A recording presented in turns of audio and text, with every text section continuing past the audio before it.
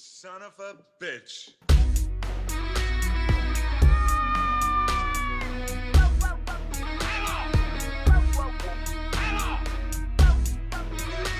Brothers don't shake hands. Brothers gotta hug.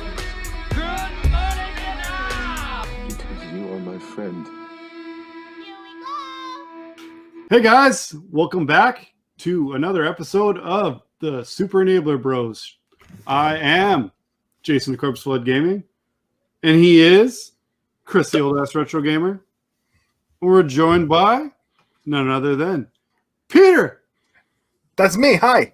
From How's it Waves and going? Games. We see the waves. He also does some in games. Yeah, they're all behind him on the wall. Yeah, they just Donkey Kong. It's like all I play if you watch my channel. Obsessed much? Yeah, right. Right on. So, Peter, why don't you introduce yourself and tell everyone what you do? Cool. What's up, guys? I'm Peter from Waves and Games, and I play games, and I like the beach a lot. That's actually not the real reason I named my channel that. The reason it's called Waves and Games is Waves is based off of sound waves. The original idea of the channel was to talk about game music and sound design and stuff like that. And then I didn't ever do that. I've yet to do that even once. So, yeah.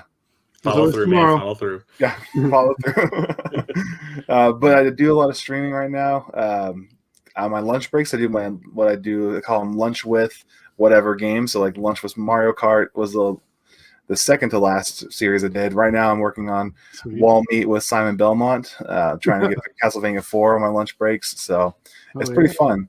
Don't forget that no death run of Donkey Kong Country. And I did a no death run of Donkey Kong Country this last summer. That was really tough. It was fun though. Yeah, I checked that one out. That was like ridiculous. Thank you. I think you did that. You and Captain Algebra did it around the same time, didn't you? Yeah. So Cap did it, and the night that he finished, I was like, I can do that. I can totally do that. So I started trying. It's so easy. I could do it and faster. Too. And then like 2 years later. Yeah, no. It took me, I think, 2 months. But I wasn't really practicing. I play like once a week. So I guess like 8 tries, which is pretty good, I think. But I have been playing Donkey Kong for quite a long time since it was in the kiosk at Toys R Us. So that's, It's a throwback. Yeah, right. Also, I write music for people. I wrote the theme song for this podcast. Yeah. Hell yeah. Yeah, you did. And a lot of our friends YouTube. Yeah, you did. You did the music for my channel too. Yep. For Chris's channel, I wrote Captain Algebra, Do You Nerd? Did some music for J-Love, T-Belly, Linda, aka the Gamer Girl, Retro Mikey 78, Megadan. I have not done anything for yet. We've talked. Tony from Back in the Day Gamer. That's who it was. Like Finally got a one-up. The whole group besides finally got a one-up. It might as well be the theme song for my channel since I rarely put out other videos. Like it's been so long. I've been working so much, but it's just like I think I need to have Tony on the podcast just so we can have a congratulations on the one-up episode. That would be awesome. Yeah. Absolutely, yeah, because he was a lot of fun on the game times when we had him on. But he's more into the old school, so I think he'd flourish more here because he's like, you guys talk about that. I don't know about that, but I'm happy to hear about it.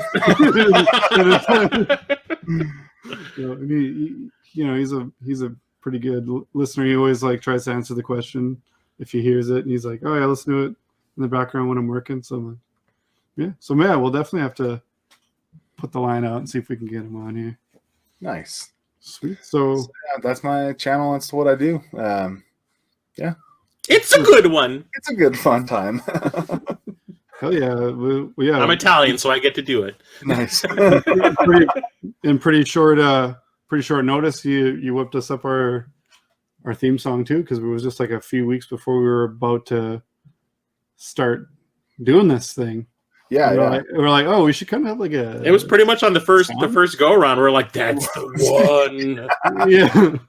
Well, I always try to ask about the questions before, like, hey, what do you actually want? And then and we just send you all a whole bunch of voice clips. Something like this, and I was like, okay, well, I'll give you a Top Gun theme in there too, or something. I don't know. Yeah, we were like, I don't know. We talk a lot about games and stuff, and I was like, I always like when Toad gets hit and go flying on Mario Kart with that. Oh, so like somewhere in there that. So it's still game related. And I was like, oh, you got to put that whole Star Trek 3 quote in there from Spock saying, like, you are my friend. You have to shall always be my friend. But yeah, thanks for not putting anything from Star Trek 1 in there. Yeah, you're welcome. I would have fallen asleep before. Star Trek 5. Star Trek 5. You guys singing row, row, row your boat in the theme song. We're like, no! No! Hell with that.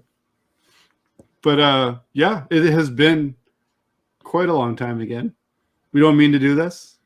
Life just happens. And, you know, we make way for life and then talk about games and crap when we can. So happy to have you back, Chris. Yeah.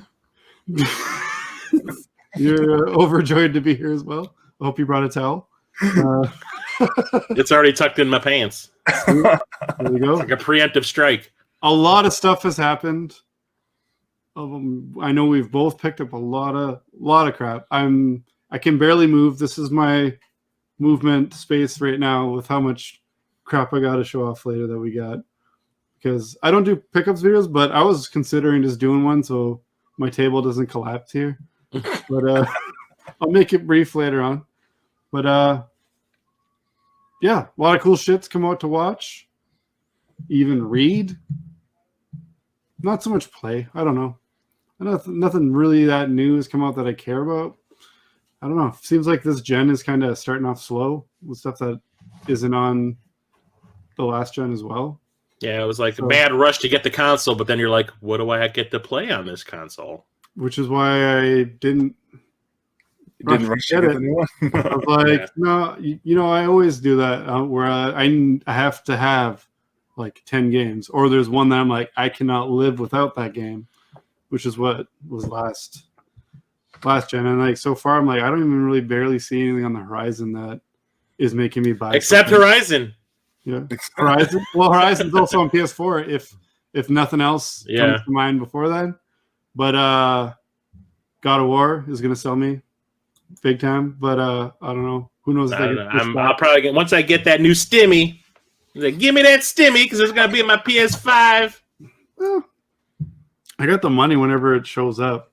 I saw one at our Walmart, which is weird because they're only doing online orders. Mm-hmm. I don't know if someone ordered online and then canceled it when it came to the store. That'd be helpful. But I swear I saw one. Your grandma's credit card number. That's going back.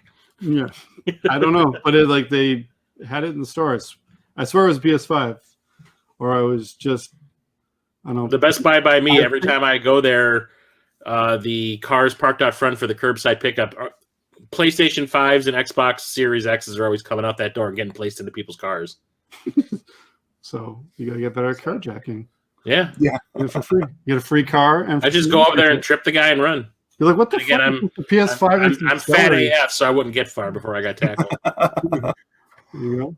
So we, I'm not in any rush, but it's been kind of a bummer. Like, as far as game pickups for me, I've not lost the fire, but being cut off from where I get most of my games is really starting to affect.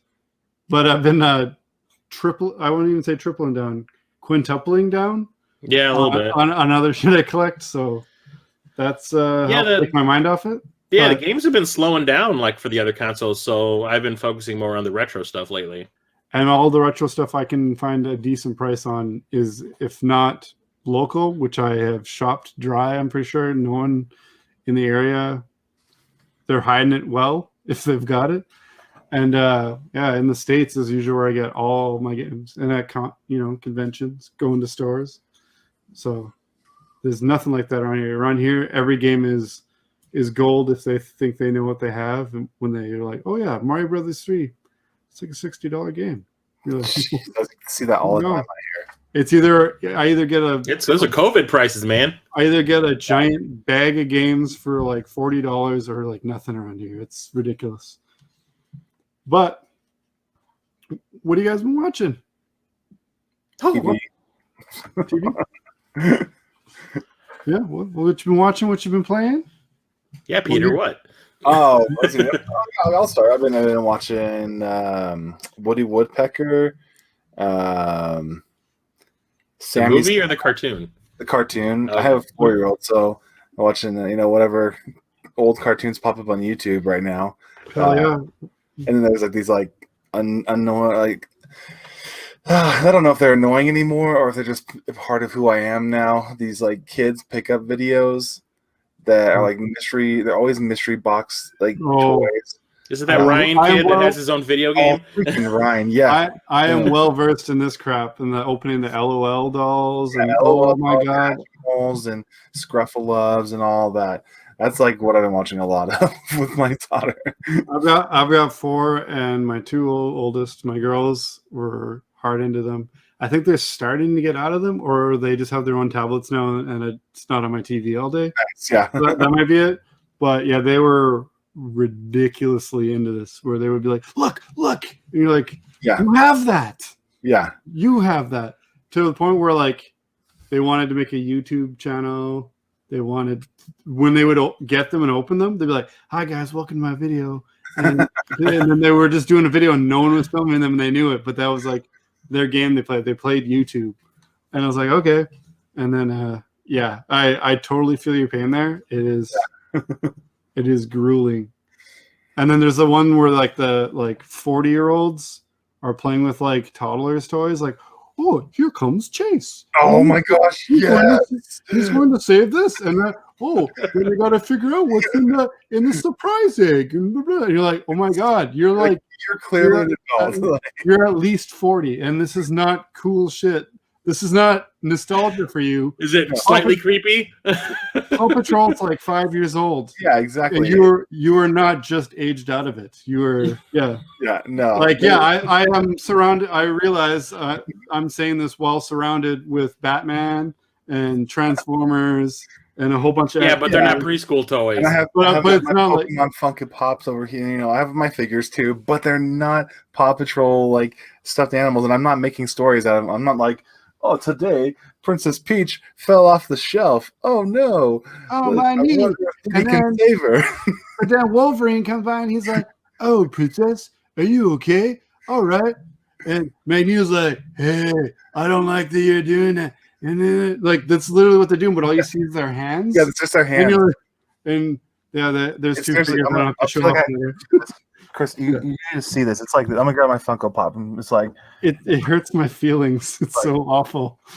Lucio came to party today. Oh, Princess is in the camera. Where's she at? Oh, hello, Lucio. Oh, this is a cool party. Yeah, thanks for having me today. And you're like, these people are 40 years old doing this. And then what the most depressing part is when you see the views. Yeah, It's like 6.8 million views. And you're like, what? It's mostly just people sharing and going like, "Watch this embarrassment." So low key, that's why I've been stuck. This is people going stir crazy during COVID. That's what it is. No, this is before. This was COVID. long before COVID. And yeah, low key, that's why I'm actually like just amassing so many figures, is so I can just do that shit and retire. You should just do an episode like that on your channel and see how many views you get. Batman isn't happy. But you got to do it R-rated, like Logan, the movie Logan. It was like, Professor X, like, "Fuck you, Logan. Professor X. You are fit to eat my shit." Kind of stuff like that. You're keeping me in here till I die, and I know it. Make it like real dramatic. Don't I'm shoot looking forward to no. And Peter can do the music. Yeah. You Sound effects. gotta make like soap opera. Can you make soap opera music? Oh yeah. There we go. The best part about those is actually like the sound effects that they put in are always like stock sound effects. They don't even try to mix it in or Yeah. anything. Oh, It's like just put it in, and it's like super loud and ugh. Anyway, watching that. My wife and I would like just watch it, and we would just critique the little thing, like, at least have nice fingernails. Yeah. He's got a hangnail, gross. Maybe we shouldn't have filmed today. We just I don't know, find anything to find amusement in. We just roast it. This, Jason, because I got some like dry skin in my cuticles right now. Yeah, I know. Gotta get some stuff with some lanolin. My wife's done her esthetician course, so I can Nice. I'll get these all dolled up Yeah, before Jason I start Jason gets free manis and petties. Yeah, Nice, dude. man, she's everything. She's just tattoos, piercings, aesthetics, hairdressing. Like I don't got to go nowhere for anything. Except for I have to be like, please tell me you don't have someone today so I can get these fucking tattoos. She's been working on these tattoos for me for a bit, so hopefully we can Get it taken. Yeah, every time there's a lockdown, I'm like, yes. Sorry that you won't be making any money, but you can practice on me and I can get a new tattoo. Nice. So yeah, I've been working on these Optimus and Megatron ones for the back of my calves for like a long. I wanted it since before. The way you're holding your hands, I thought you were gonna say on your butt cheeks. So. Yeah. Megatron. One wolf, and I'll do the YouTube video. That'll be the intro. One shall stand, one shall fall, but apart. It's disgusting. Yeah. That'll be Unicron. You're Megatron going like, wipe, brah. Unicron will be the beehole. Jason, you're done with this wiping thing. God damn, we're children. Yeah. This is why I haven't started this yet. I got to get this out of my system so that when I can tastefully say this is for kids. This is for kids. You can comment on it. Yeah. It's Don't forget to like, comment, and subscribe, kids. Yeah. I don't know. My kids would subscribe to this shit immediately. They're always talking about butt cheeks. I'm always like, enough with the butt cheeks. Butt cheeks. Butt cheeks is like I don't know. They always and then his butt cheeks. Like I don't know. This seems to be a thing kids talk about all the time. A dancing monkey with giant butt cheeks. It was there just to like keep it balanced right while I was dancing, but like seriously, the monkey was probably like this wide, and the butt cheek was like this far off the back. Like why? What was up with that? So furry shit. Yeah. God damn. Sweet. So playing anything? Have you been watching anything of your own choice or playing anything? Yeah, so I mean, I finished Mandalorian recently. I was a late adopter to that because I was been busy. That was very well done. That's unacceptable. I know. I've been chastised many a time for that. And then also been playing Castlevania 4, obviously on my streams lately.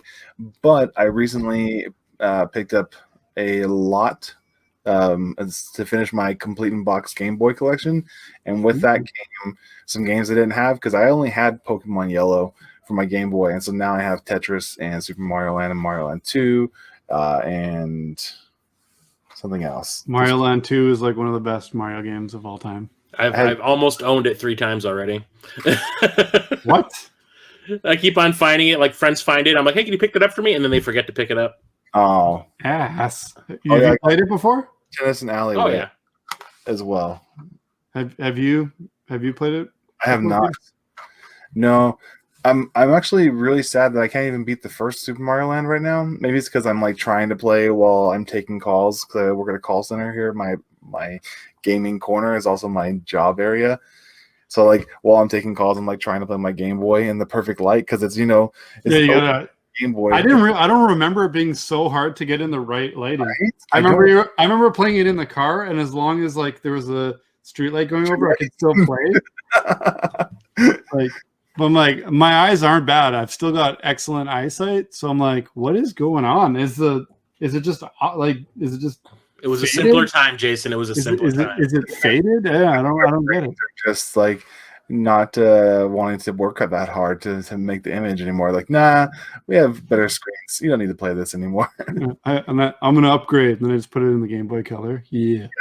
My Super Game Boy. That's what I've been doing to play them. Yeah, that's pretty much what I usually do. I don't know. I can't bring myself to handheld around the house, except for today so I guess I'm full of shit.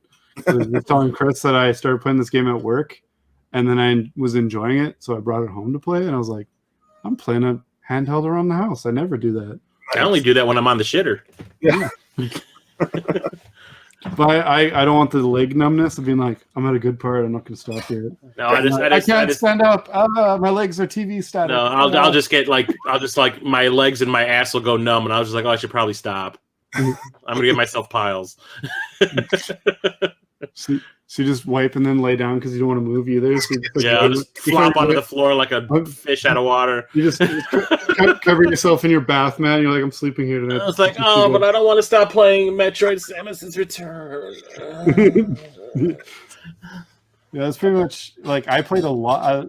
I love playing a 3DS or something at work and stuff. But I've like the last couple of years, I haven't really had a job where I have like a lunch break where I got to sit there and stuff. So it's been lacking. So I've been kind of making myself play more handhelds, either at work when I've got the time, or I don't know, even a little bit around in the garage here. But it's been a while, and there was a bunch of games. Like I started this year off beating a bunch of games that I had like significant progress in, and it was bugging me. Like Bravely Default, I was really ridiculously far into it, and I'm like, 2's coming out in like 2 months. Gotta finish it. I'm getting it, so I want to not be an asshole and be behind a game when I haven't even finished the first one. And I know there's a second one already. But I was just like, I'm at least beating this before I buy that. Don't even care. And then, so yeah, I've been making it a point to play more lately. Nice. But long story short, yeah, play Mario Land 2. It's leaps and bounds better than 1. Anything's better than the first one. It's so good. It's like the Super Mario World of Game Boy. Like, it's so good. Really? Mm-hmm.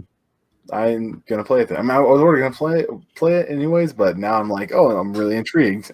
Yeah, it's amazing. Like, I'd say, like, I don't know, out of all the Mario games, it's got to be at least a top 10 Mario game on anyone's list that's played it. I'd think anyway.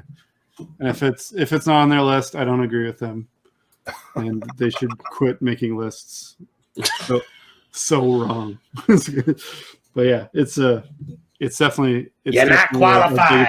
It's definitely it's one of the biggest improvements from a first installment to a second no installment. shit. Yeah.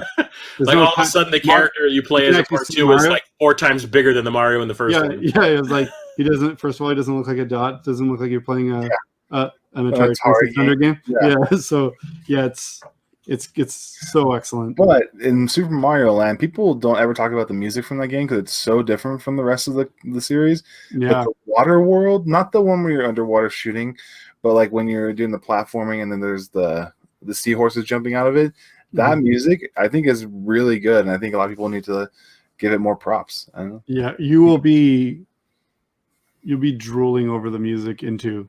I guarantee it. Nice. Among other things. I love it. I have to fucking play that now. After I get through with my goal that I'm playing, I'll have the Game Boy stuff set up, so I'll just leave it set up so I can jump into that game. Because yeah, that was when I first got a Game Boy, since it was the only game system I had a friend who had Mario Land 2, a friend who had Ninja Turtles Fall of the Foot Clan, and I had Link's Awakening came with mine. And we would just trade these games between us. So those are my 3 most played games by far on the Game Boy. And it has nothing to do with the nostalgia. It's just that good of a game. Nice. But yeah, I played that through a ridiculous amount of times, probably like 30 times at least. Like I remember Fall of the Foot Clan, and that I could beat the entire game without even getting hit. Oh, wow. Yeah, it was ridiculous. I'm going to try and do that again because I got to beat that game still this month. But... with Fall of the Foot Clan. But yeah, it was that's a point where you realize like I think I need to get a couple more games. That's the place coming for me from only playing 3 Game Boy games. When I was growing up, we only had Super Mario Land, Tetris, and then Primal Rage. And I don't know if you ever played Primal Rage. God, on the Game Boy? It's not any fighting game on the Game Boy. I don't think I've played one that holds up even remotely. Yeah, no, it was so bad. Even then, I was like, this game is bad. So we only ever played Super Mario Land and then Tetris until I was in like 5th grade, and that's when Pokemon came out. And then that's all we ever played was Pokemon. And I don't think I've ever actually beaten a Pokemon game. I have not either. I first tried getting into Pokemon a couple years ago. I think it was X. When X and Y came out, I got a free code for one of them for... I don't know. Nintendo had some kind of deal where if you buy this qualifying game and this, you'll get a code for it. So I was like, So the only way I'm going to try it. So I was like, well, it's on here. Might as well check it out. And then I got kind of into it. And then after like a week, I was like, I just had no inkling to go back. For some reason. That's the thing about Pokemon games. I feel like it's like the first week is awesome because you're like, I'm catching all these Pokemon.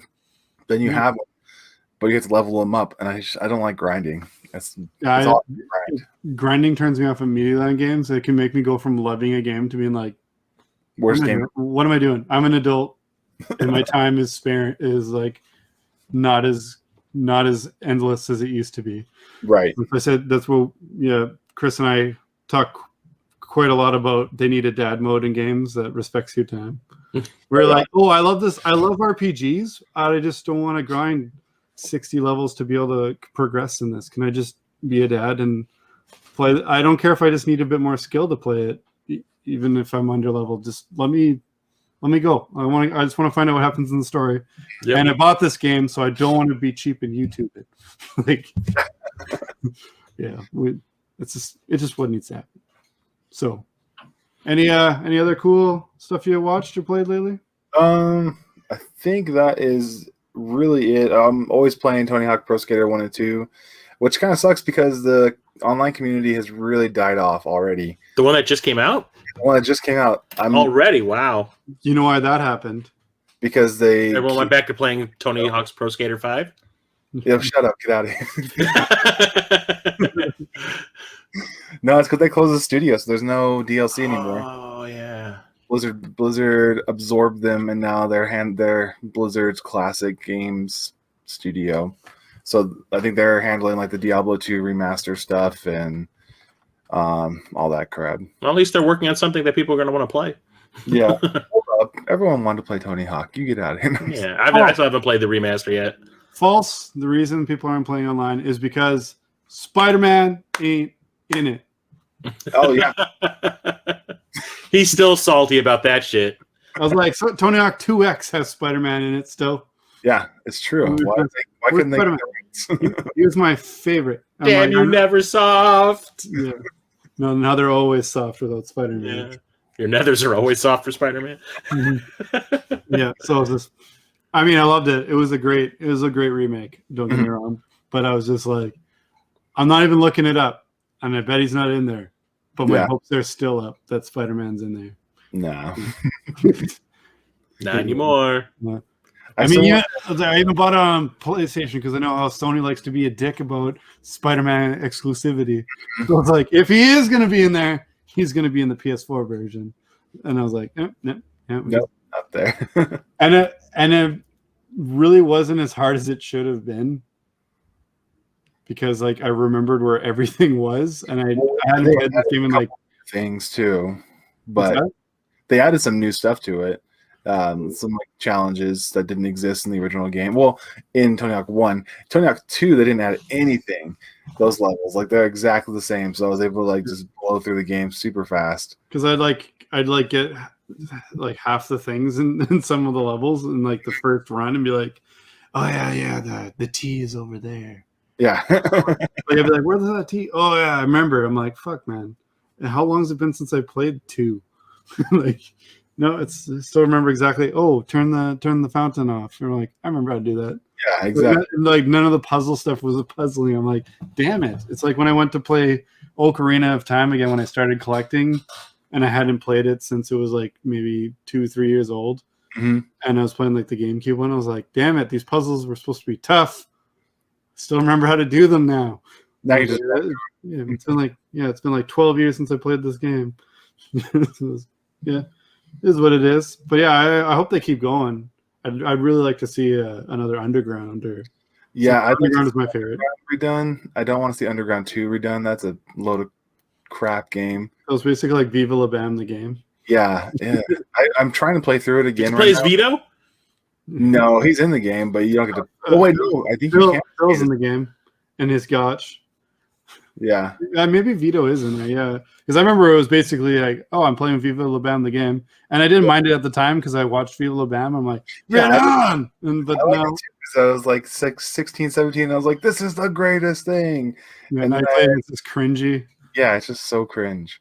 Yeah, it doesn't the story wise, it doesn't hold. Like the gameplay wise, it's still great. But Yeah. I remember like my favorite edition of those games was the spine transfers. Hmm. I remember every time I did a spine transfer, being like, "This is amazing."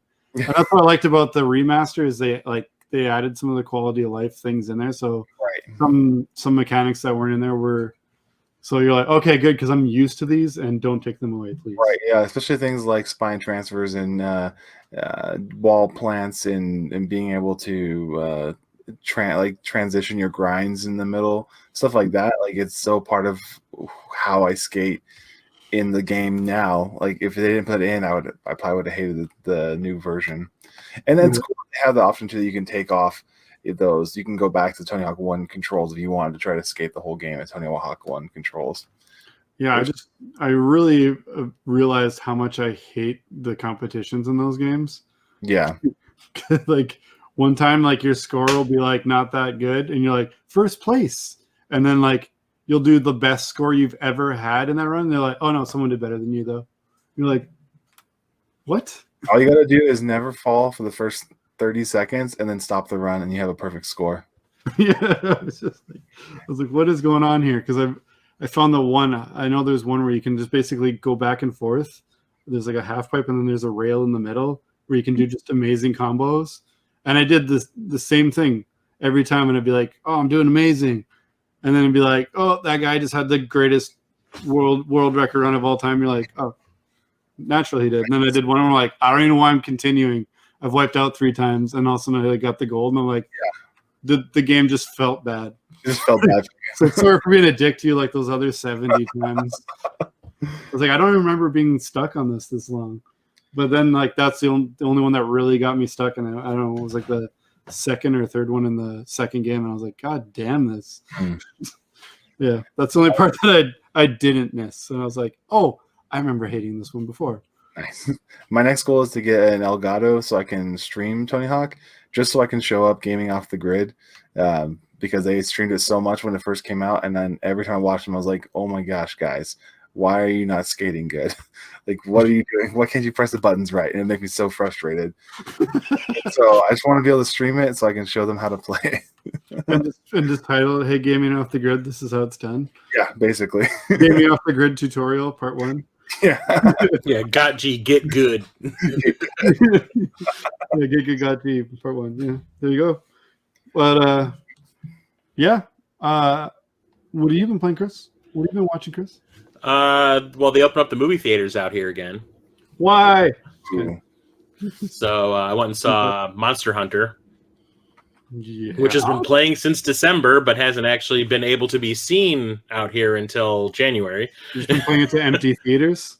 Yeah, when I saw it, there was it was me and my friends, and then 2 other people sitting like way behind us.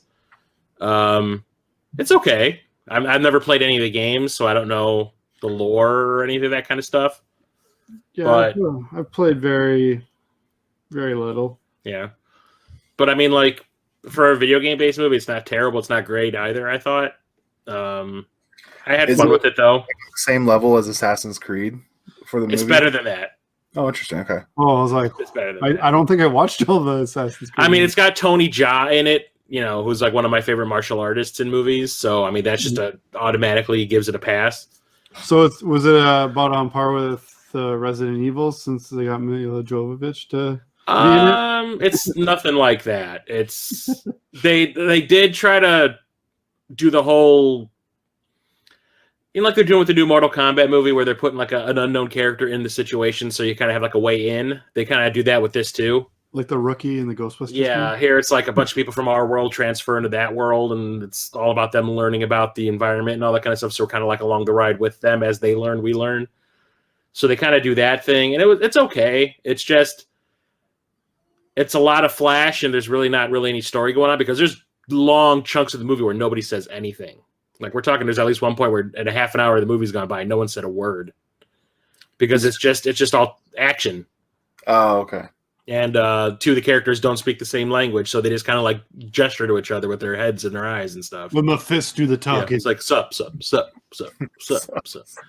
And then like, I mean, so I would say it's fun, but it's shallow. And then it has this super anticlimactic ending where they're like, hey, guess what, guys? Huge boss battle time. Wait for part 2. Oh, Well, ass. Yeah, so I was kind of like, that's it, right? Like shit. But But at least they put that cooking cat, the cat chef in the movie in the movie. Sweet. That I guess I remember seeing from like ads and stuff, people talking about all the time. So that's kind of cool. I took a picture with it at E3. Yeah. So I mean, I'll probably pick up the 4K of it. I mean, it's entertaining. It's just a fun turn your brain off type of movie. I like turning my brain off sometimes. Yeah. And then last night I saw Chaos Walking with Spider-Man and Ray. Oh yeah, I've heard of that, but I think I just seen the trailer. Yeah, it's like this planet. Ray crashes on this planet. Well, sorry, Daisy Ridley crashes on this planet where, at first glance, it's like there's no women around, but all the thoughts that go through their head actually manifest in reality around the person that's thinking them. So there's no interior dialogue people have. I'm out because I thought with all the Ghostbusters talk we have on here, when you say Ray, I automatically thought Dan Aykroyd. I'm out. nice. I'm just kidding. I looked at it, Ray. I looked at the trap, Ray.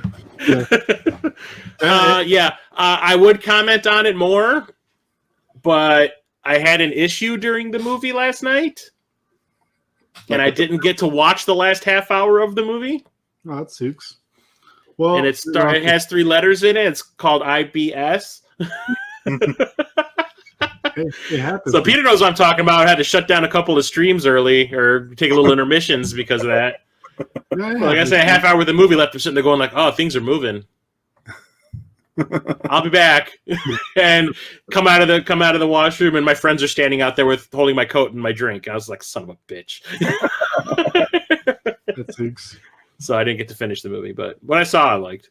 So Well, maybe we'll have to check it out when it comes out, and then we can talk more in depth on it. yeah. Because I remember seeing the trailer. I don't remember nearly anything I saw about it, but I remember being like, yeah, that actually looks good. It's got a lot of really cool ideas, and like when they start really doing things with the way that the thoughts manifest in reality, like you can trick people with your thoughts by having like fake things that aren't real pop up, Like the Force. just by thinking about it. It's kind of interesting. I can think about a giant ice cream cone and it will show up. Well, yeah, but like most of the time, it's like if you're thinking, like you're saying something to yourself, you'll hear it. Oh, So like when Spider-Man first sees Ray, I can never think of it. Tom Holland. When he first sees Daisy Ridley, like you hear him, he doesn't say anything with his mouth, but you hear, oh God, she's pretty. You know, like an Andalite. oh. This is opening Animorphs. I'm just glad that the first thing that he thought of was I want to pee in her butt. But the thing is, like, there's this sheriff or this mayor that runs the town that Tom Holland lives in, and like he can actually manifest things. Like they're chasing after Daisy Ridley, and he manifests a gate, like appears around her, but it's not really there. But she doesn't know that this thing can happen with people's thoughts, so she thinks it's a real gate. Okay. Yeah. And she's just like, oh, and all of a sudden just disappears because she's like, gotcha. So yeah, there's some cool stuff they do with it. It's kind of cool. Well, I like things movies that try things differently. Yeah. Started watching Deep Space Nine again because I'm me. But I watched Morn. Yeah. I watched Thursday Oh, Netflix out of nowhere launched a Pacific Rim anime. Yeah, I remember like barely hearing about it, and then you said like, "Yeah, it comes out tomorrow." I'm like, I thought that was like in production. I think I remember like, it's going in production, and it wasn't that long ago, and I forgot to even bring it up because like that's how recently it was. Yeah, I started watching it on my lunch break at work on Thursday, and I ended up finishing it that night. It's only like 25-minute episodes, so you can pretty much finish it in a day if you really wanted to. I'll watch it tonight before bed. Yeah, it's. I actually really enjoyed it. At first, I was just kind of like, but the first episode had enough cool things going on, and I was like, I'll watch the next one. And then the next one, they started introducing like really cool concepts with the kaiju and especially like the things that you could do with the drift between the two people. So I was really into it, and it kind of ends in a really cool place where I'm like, okay, I can't wait for season 2 to show up. This is going to be kind of cool. Sweet. So you watched all of it? I watched all of it in one day, basically. Sweet. That's It's how I pretty do cool. too. So how's the animation? Is the animation nice on it? It looks like the animation I keep on seeing from the cutscenes in one of the the new Dragon Warrior games. Okay. So it's kind of like computer generated anime. It's like cell shaded and all that. It works. It does the job. Okay. It's fine. You can tell people are working on this from home during the COVID thing. Well, yeah, hopefully, like I'm thinking, my wife's kind of picky with anime. Like we started watching. Speaking of, what we were trying to watch, the Dragon's Dogma one, and we got like 5 minutes into it. And she's like, "I'm sorry, I can't watch this." Because the animation just bugged her that much, and even I was like, "Eh." Like it seems interesting. She's like, "Yeah, the story seems interesting." She's like, "But I know the animation's gonna bug me the entire time." It's like the animation from the Transformers Battle or War of Cybertron show, but with people instead of the robots. It looks like that. Oh, okay. With people. So I mean, I liked it. I could probably check it out then. Yeah, and then I don't know if you know this, but I like that show. Well, there you go. And Paramount Plus just launched. They changed CBS All Access over to Paramount Plus, and they gave you like a deal for it. They're like, if you buy a year-long subscription, well, you don't have to pay half what you normally would pay. So instead of $100 for a year, I was like $50. So I was like, I'll do it. It's got the Star Treks. I'll do it. So I watched all of Star Trek Lower Decks. Is that the first time you've seen it? Or... Yeah, I saw the first episode because when it first came out, they like put the first episode on YouTube to like try to hook people to get the subscription service. And I liked what I saw, so I watched all the other episodes I hadn't seen, and it's pretty good. My only problem is, as a Trekkie, it is 95% of the show is fan service. Yeah, it gets pretty funny. Old real fast. Yeah, I got I think like 5 episodes in, and I didn't have a problem with it. But yeah, some stuff I was just like, all right. Yeah, do you have to constantly be name dropping stuff from TV shows, like the episodes and stuff? Like, you might as well look at the camera, like. Yeah, they might as well just like look at the camera every time and wink. You know, there's an entire episode that is just referencing the movies that they've made. Yeah, oh yeah, it's totally like some con would wear. Well, no, it's just kind of like, oh my god, we got a new spaceship. So they walk on the bridge and there's nothing but light flares hitting the camera and stuff like the JJ verse, and then they copy the music from Wrath of Khan when they show everyone going to the ship in the shuttlecraft, and but they make fun of it, and so instead of showing the ship really slow, the camera's just like moving real fast around so you can't see it. But it's just after a while it gets really, really old that it's like they can't tell their own stories and make up their own new jokes and lingo, but they have to constantly be calling back to everything else. I find like it's such a different style to even be Star Trek at all, they probably feel like they have to do that. Because like, I just hope if they make another season that they move away from it. Yeah, like because I found like a lot of the humor is like, you know, it's so drastically different from Star Trek. Yeah, they're cursing like crazy and shit. Yeah, it's basically like Rick and Morty meets Star Trek. Yeah. So I don't know. Have you checked it out at all, Peter? Are you? I have not. I grew up watching Next Generation, so like because my mom is a big Trekkie, and you're gonna love the last episode then, Peter. Oh yeah. or are we setting up for that?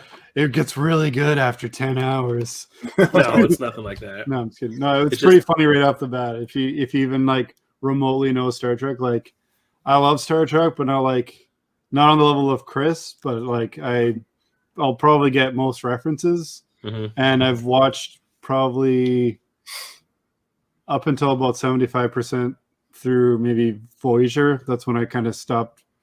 Oh yeah, we watched Voyager too when I was a kid. And then I picked it up.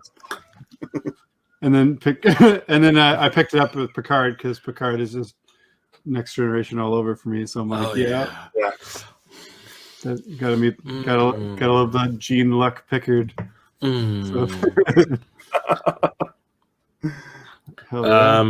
But yeah, I also went old school. My mother found a whole bunch of like CDRs at her house that my dad had made back in the day. Hell yeah! And one of them is this mini series from the 80s called Something Is Out There that I used to watch all the time. Jason, you would love this. Sweet. It was like a 2-part little mini series that was on like ABC or an NBC or one of them, where it's like an alien that was in a transport ship going to a prison, breaks out and lands on Earth. It sounds really familiar. It can shape change, and when it does, it is the nastiest, grossest, like creepiest thing you'll ever see. Yeah, that's my criteria. The weirdest thing is it's like this was on the 80s, and it is like nastier than The Thing, like John Carpenter's Thing at times. Oh, yeah. I was like, and I remember I was watching. I was like, how did they get this past the freaking censors back in the 80s? That sticky, nasty stuff. It is nasty. It is like it's bloody and graphic, and people are ripping apart and shit. It's just like what? But it's pretty awesome. I should send you a copy of it. It's pretty rad. You got an extra CDR? You can bring me a copy. I ripped it to the computer, so I can just send you the file.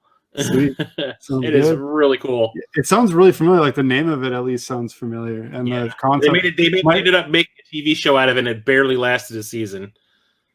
Maybe that's what I'm thinking of then, because I remember like if it's sci-fi, my dad most likely watched it. Yeah, my dad would cancel all of TV if he could just have like a sci-fi channel and sports. Oh, luckily there was a sci-fi channel.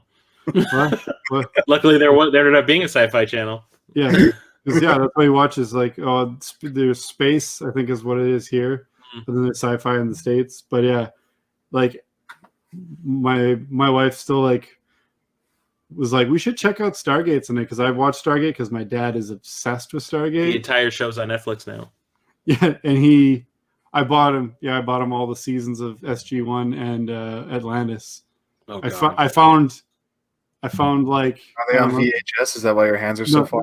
No, there's a lot of thick fucking volumes. Yeah, I had them all back in the day. I had all those. Remember when seasons used to be like this thick? Yeah. The boxes for Stargate were like this thick for each season, because it had the DVD sets had. Like, there only had like three or four episodes on a disc, and there was like 25 episodes in a season. Oh, yeah. And now they're like the complete series. Yeah. You're like, that's Firefly. You mean the complete series? My Picard season 1. It's on the CDR. It's actually the bonus. That's how little files they need for that. Yeah. It was really ridiculous.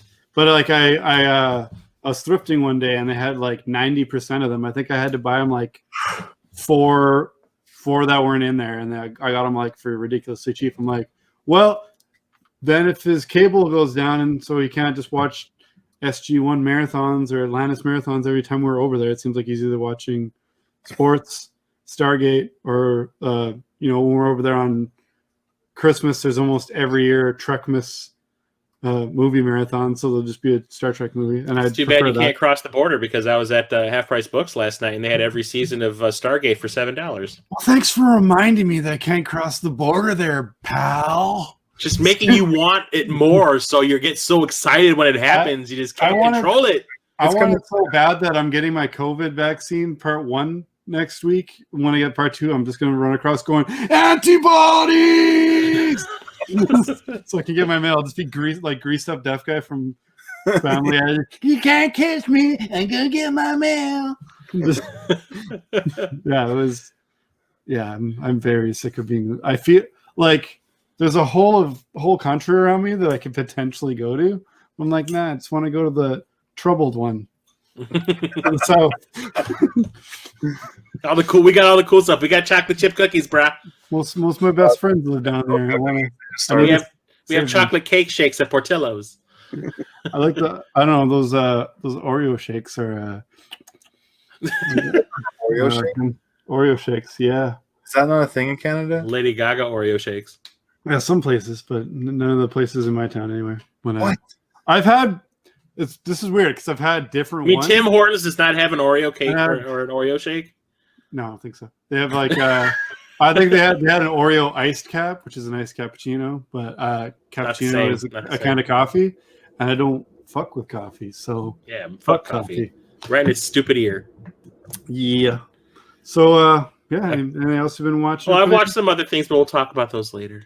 Yeah. But haven't really been playing much of anything. I really haven't had the energy to do it because of work. I mean, I've barely had enough energy to edit. I'm still trying to finish that damn collab that Peter's in. Oh yeah. I'm honestly considering breaking it up into parts. so I can just get it out. People were in it. Yeah, there's 20 fucking YouTubers in it. Wow. And it's getting to the point where I'm just like, I might just break this into chunks and release it in chunks just to get it out there. Because it's becoming sloth, love, chunk. But the only games I've played is I've played a little bit of Borderlands again. And I'm digging it so far, but I just haven't been able to put time into it because that's a time suck game for me. And I've been playing my roulette game, and that's pretty much it. Wow. Well, we'll get to the roulette part soon. Yeah. But, okay. Well, I've been playing a lot, as usual. Duh. Despite working, seems like more and more each week.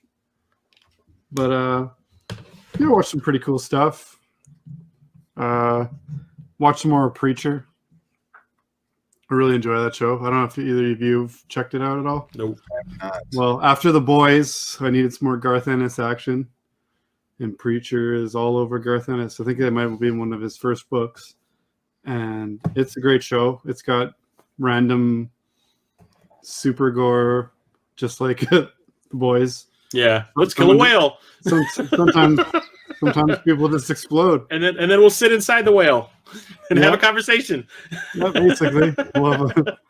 We'll have some character building. I'm so over this. We need we need a character building moment. How about inside a dead whale? There we go. You got friggin' what's his name in that PD? Huey just said there like, yeah, I'm so over this. Sitting inside a dead whale covered in guts and blood. Yeah, I'm so over this. Yeah. So good. Besides revisiting some classics like Aliens, I gotta watch it. I turned on Disney Plus, saw Aliens, and I was like, oh, I gotta watch it. Hopefully it's not Disney-fied. And it was not. It was as intended. I was just saying, why don't they just put like a parental filter on that shit? Oh, I put the parental filter on and went, hey kids. And they wouldn't watch. We got like halfway through the first one, but it got too creepy and they wouldn't watch it. But then I told my son that this one's made by the guy who made Terminator. So he was just like, he just watched it with me, and I was like, yeah. I found a way in because I was like, that was the only time I've ever been disappointed by my kids. Really, besides their taste in YouTube videos. But I was just like, what? These kids are usually cool. Why won't they watch Alien with me? So.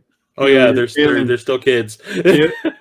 Alien. Well, they're my kids though. My kids aren't really put off by stuff, but face huggers apparently that's the line. That's what they're like. Yeah.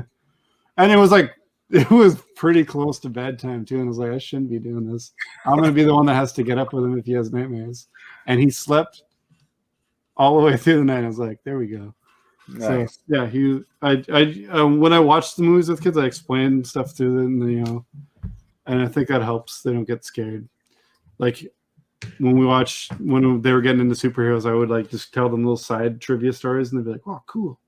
So they could link it to like, "Oh, this guy is friends with Spider-Man. You know Spider-Man, and this guy did this," and they're like, "Oh, cool." So then they kind of like got a jumping on point rather than just, this is the second one, but start watching.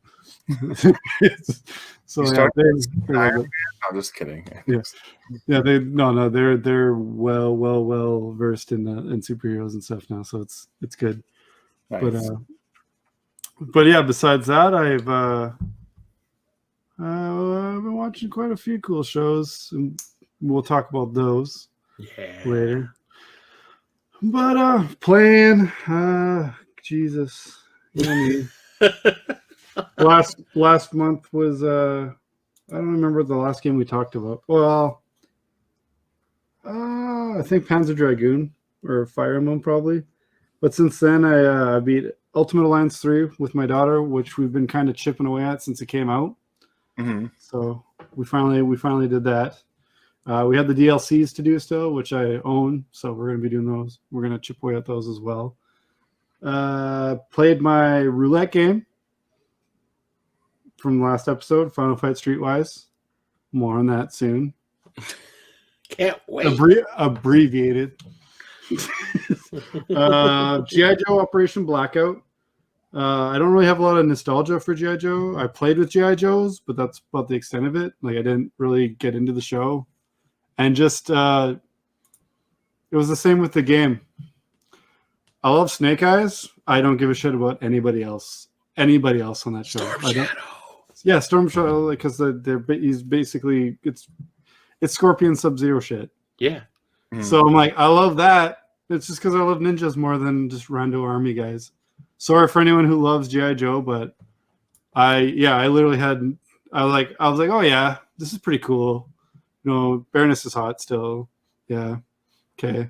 That was over. Oh, I get to be Snake Eyes. Yay! Oh, that level was over quick. All right, now back to this other guy I got, because it gives you a choice of a couple people, and I'm like, when Snake Eyes is an option, there's no other option. So they were smart in not making it like you can be him every level, because I would be like, that Snake Eyes game I played was pretty rad. But it overall, like, even playing as Snake Eyes, he had some pretty OP weapons, because he has a katana, which is ridiculous for close range, and his nice like SMG made short work of everyone. But like the actual gameplay felt kind of PS2 game-ish. It probably was. It was it was a pretty big letdown, compared to like other Hasbro things. Transformers games are usually really, really fun. So it was all right. I liked it more the more I played. And then that's all I'm really gonna say about it. Then I beat a sports-ish game. I beat a sports-ish game. Sports-ish game. I never play sports, but I beat a golf game because it was like a mix of golf and Burnout. Crashes. Outlaw Golf? No, it was Dangerous Golf. And it was actually made by a bunch of the members of the team who made Burnout before they left to make their own Burnout. They made Dangerous Driving and what's it called? Danger Zone. So danger had to be in the name, and it's basically like golf in places that golf shouldn't be, a kitchen or a back alley, inside a store, inside a fancy like dining hall, inside a castle with like expensive ass suits of armor. And it's basically you're playing golf, but you're more just trying to destroy everything. You've got different goals like knock over 20 paint cans or something like that. And it's got the crash breakers just like Burnout. Nice. But at the end, it's the only thing that basically stops it from being a crash from Burnout is you have to sink the putt at the end or cut the score in half. Yeah, you still got to play this golf game, bruh. And there's sometimes where you do so much money worth of damage, like when you break 1,000,000 or something, like bonus holes will drop, and then you can like get extra money. It was a great off and on game. Like I played it was like kind of like a palate cleanser. I played it in between other games, and it was a ton of fun. I recommend it for literally anyone. It's a game where you can be like, I'll play a hole, and then I'll go to bed. At least I got to play video games today. When you like after a long day, just sit and fuck around on that and break some shit. Excellent. And it was really cheap, so even better. And then last month was Ghostbusters month for the Cartridge Club. I love Ghostbusters. I've played the absolute shit out of Ghostbusters, the video game, but I own it on every single platform it's on, and I've never played the NES. I never, the video game though, the one with the actual actors in it. Shut up. But I never played the more cartoony version, which was on the PS2 and the Wii. And I figured, I'll tackle this version this time because I'm more than well versed on the other one. I've beat it more times than I can count, and I can't count very high, but it's still a lot of times. But yeah, the PS2 version, there's some pretty cool parts. It kind of remind me of the comic book art style, which I'm not a fan of, which is why I don't really collect Ghostbusters comics. So I should probably thank them because I don't need to be spending more money on Ghostbusters. But yeah, I do. I'm lying, and I will. I'm probably just gonna start collecting them because I got it. Ghostbusters meet Star Trek crossover. I got Ghostbusters meets Transformers already, so that's a thing. And I've got the Transformer that came out from the crossover, so I'm sure that sooner or later I'll end up getting into them when I get bored. Is it a Transformer that's just like the Ghost Trap that No, turns into a robot? It's actually the Ecto One, and they call Oh, it the Ecto. Ectotron.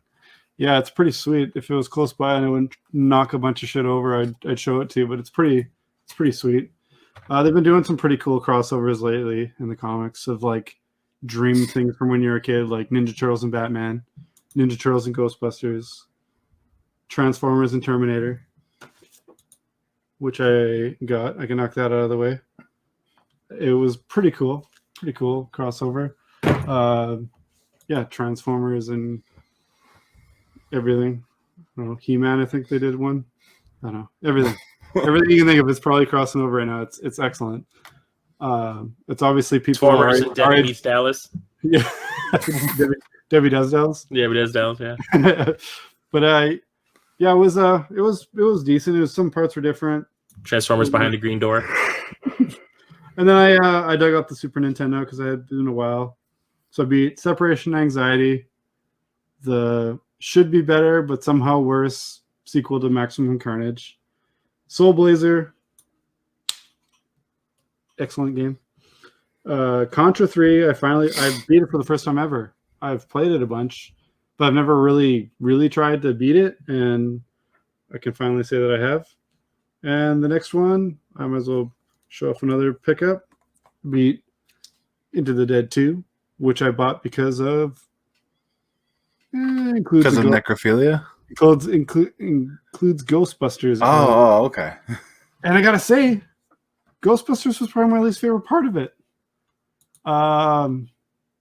So this type of game isn't made for the Ghostbusters type of weapons. I gotta say, it's basically an endless runner, but you do short. There's short levels, and you basically only control your strafe. You got to run through like ammo things or stuff like that, and kill your way through, which is great. But when it's ghosts, you're like, is that ghost close enough to grab me? So yeah, I found a lot of the time being like, that ghost wasn't even near me, because usually like the zombies, you can avoid them pretty easily, but if they get too close, you can shoot them. And there's like also like a kind of like in Resident Evil, where a zombie grabs you, you've always got like a grenade you can put in their mouth or a knife you could stab them with. It's like a one-time use. Mm-hmm. So you got that. But in the Ghostbusters one, there's nothing. So as soon as you could get grabbed by the last ghost in the level, and you're like, oh, you get to start that over again. Yeah, so it's a pain in the ass. And their weapons, like they kind of crossed between the Ghostbusters video game weapon with like the shock blast gun and like other stuff, and they got the two guns that kind of remind me of Answer the Call. And yeah, their weapons just don't work as good. But overall, I like the game, and it had to beat the game in order to play the Ghostbusters part. So it was it was cool. It was the only one to have a boss. But yeah, it was pretty big adjustment to getting used to playing it as the Ghostbusters instead of just with guns. So good game overall, especially on the cheap.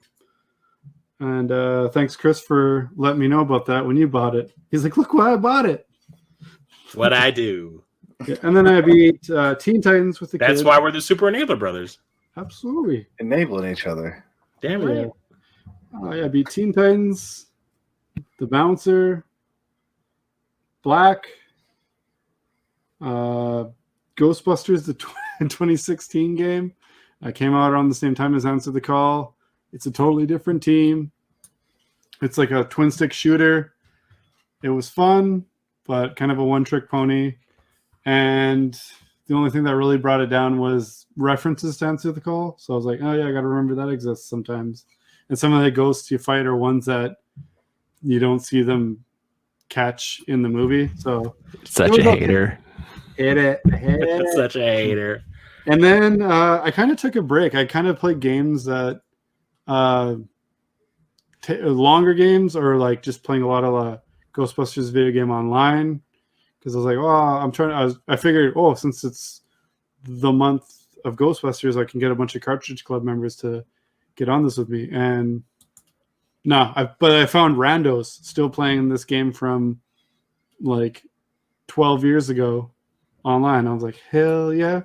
So I did a bit of that, and I was saving up because this month I'm beating every Ninja Turtles game on console or handheld. No Tiger handhelds or anything like that, or MS-DOS games or any of that shit. But so far I'm Wait, hold on. What did you say, Pico? Incomplete. Oh, incomplete. I said console. It's not a complete run. There is no Tiger handholds. Tiger handhelds. I don't think you can beat those. They just play till Yeah, You just gotta roll over the score and it's done. Yeah.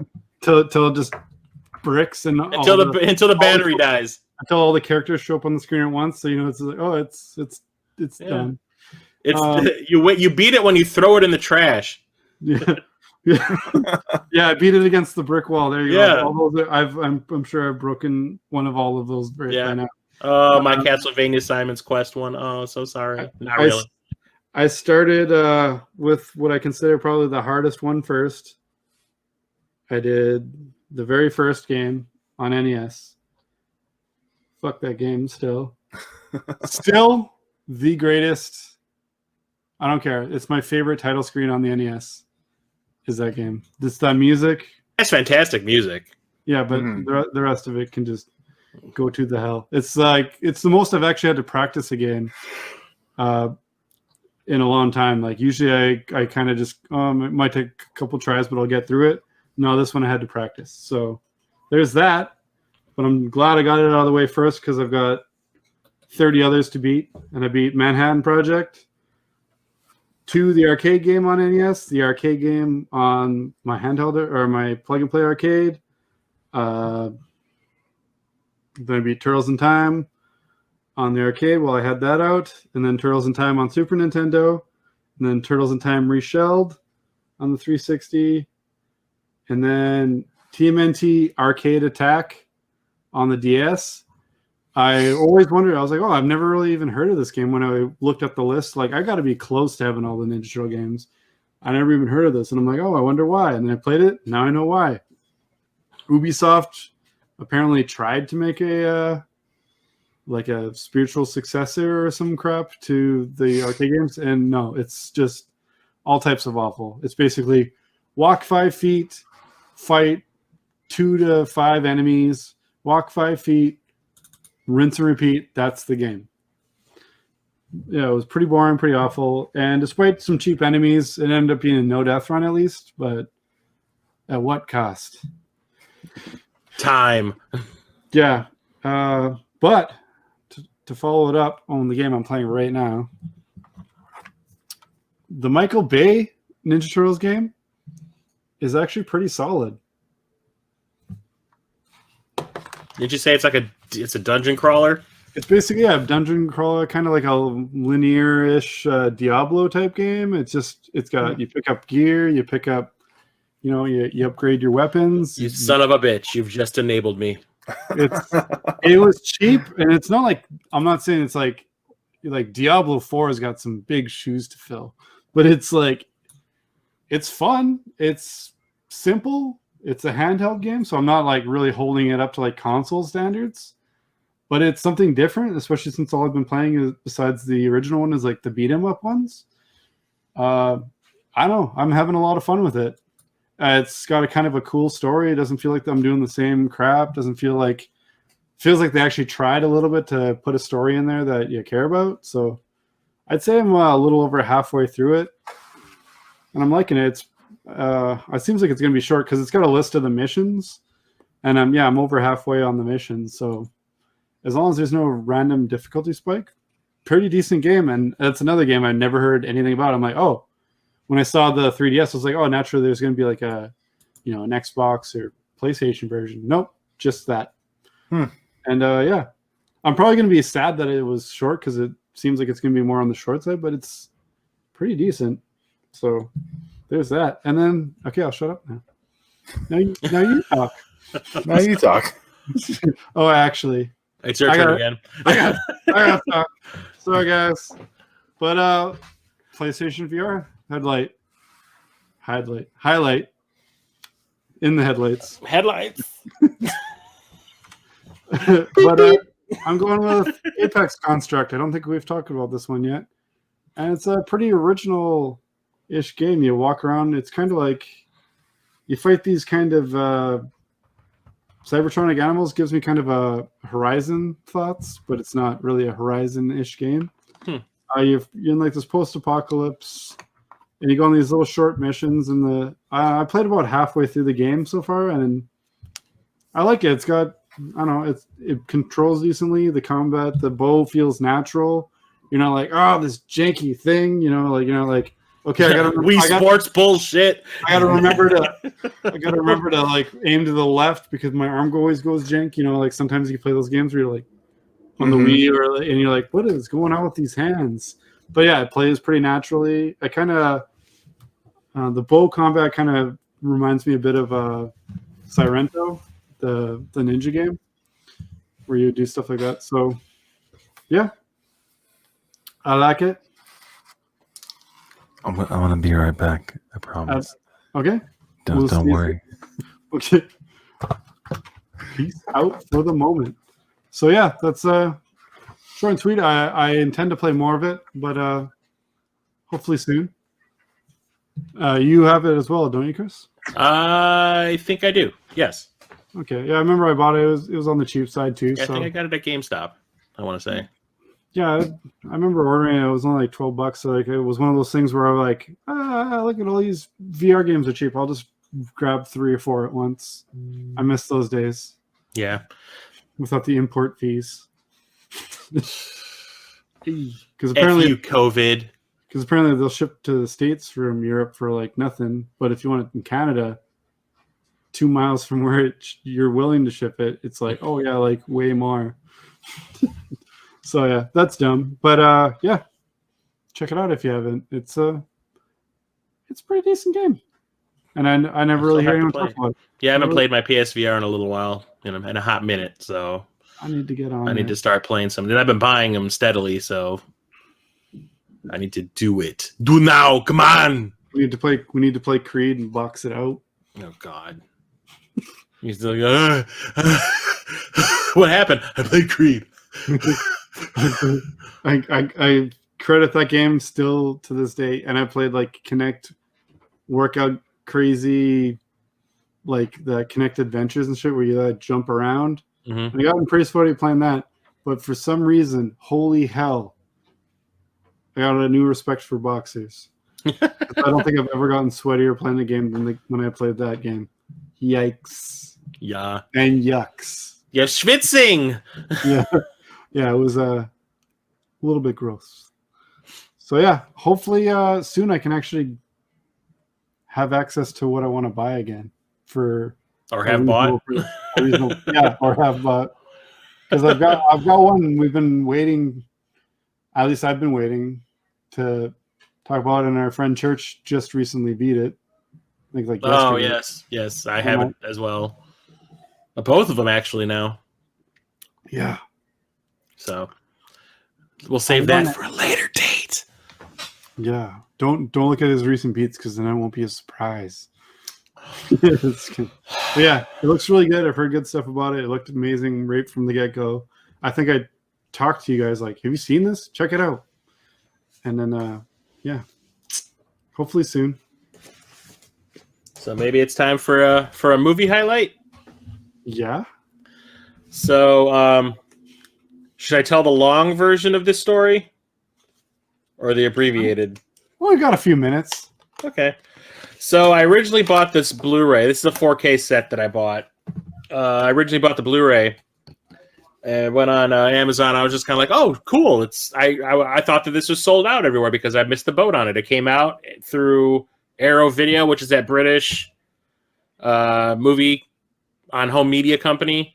And they rarely release their movies for the U.S. market. It's like for every 6 or 7 movies they release in the UK, we get one of them over here. Oh, okay, that's probably why I'm not very familiar with them. Yeah, it's kind of perplexed. I talk about them a lot in that in my film live streams that I did, my film collection live streams.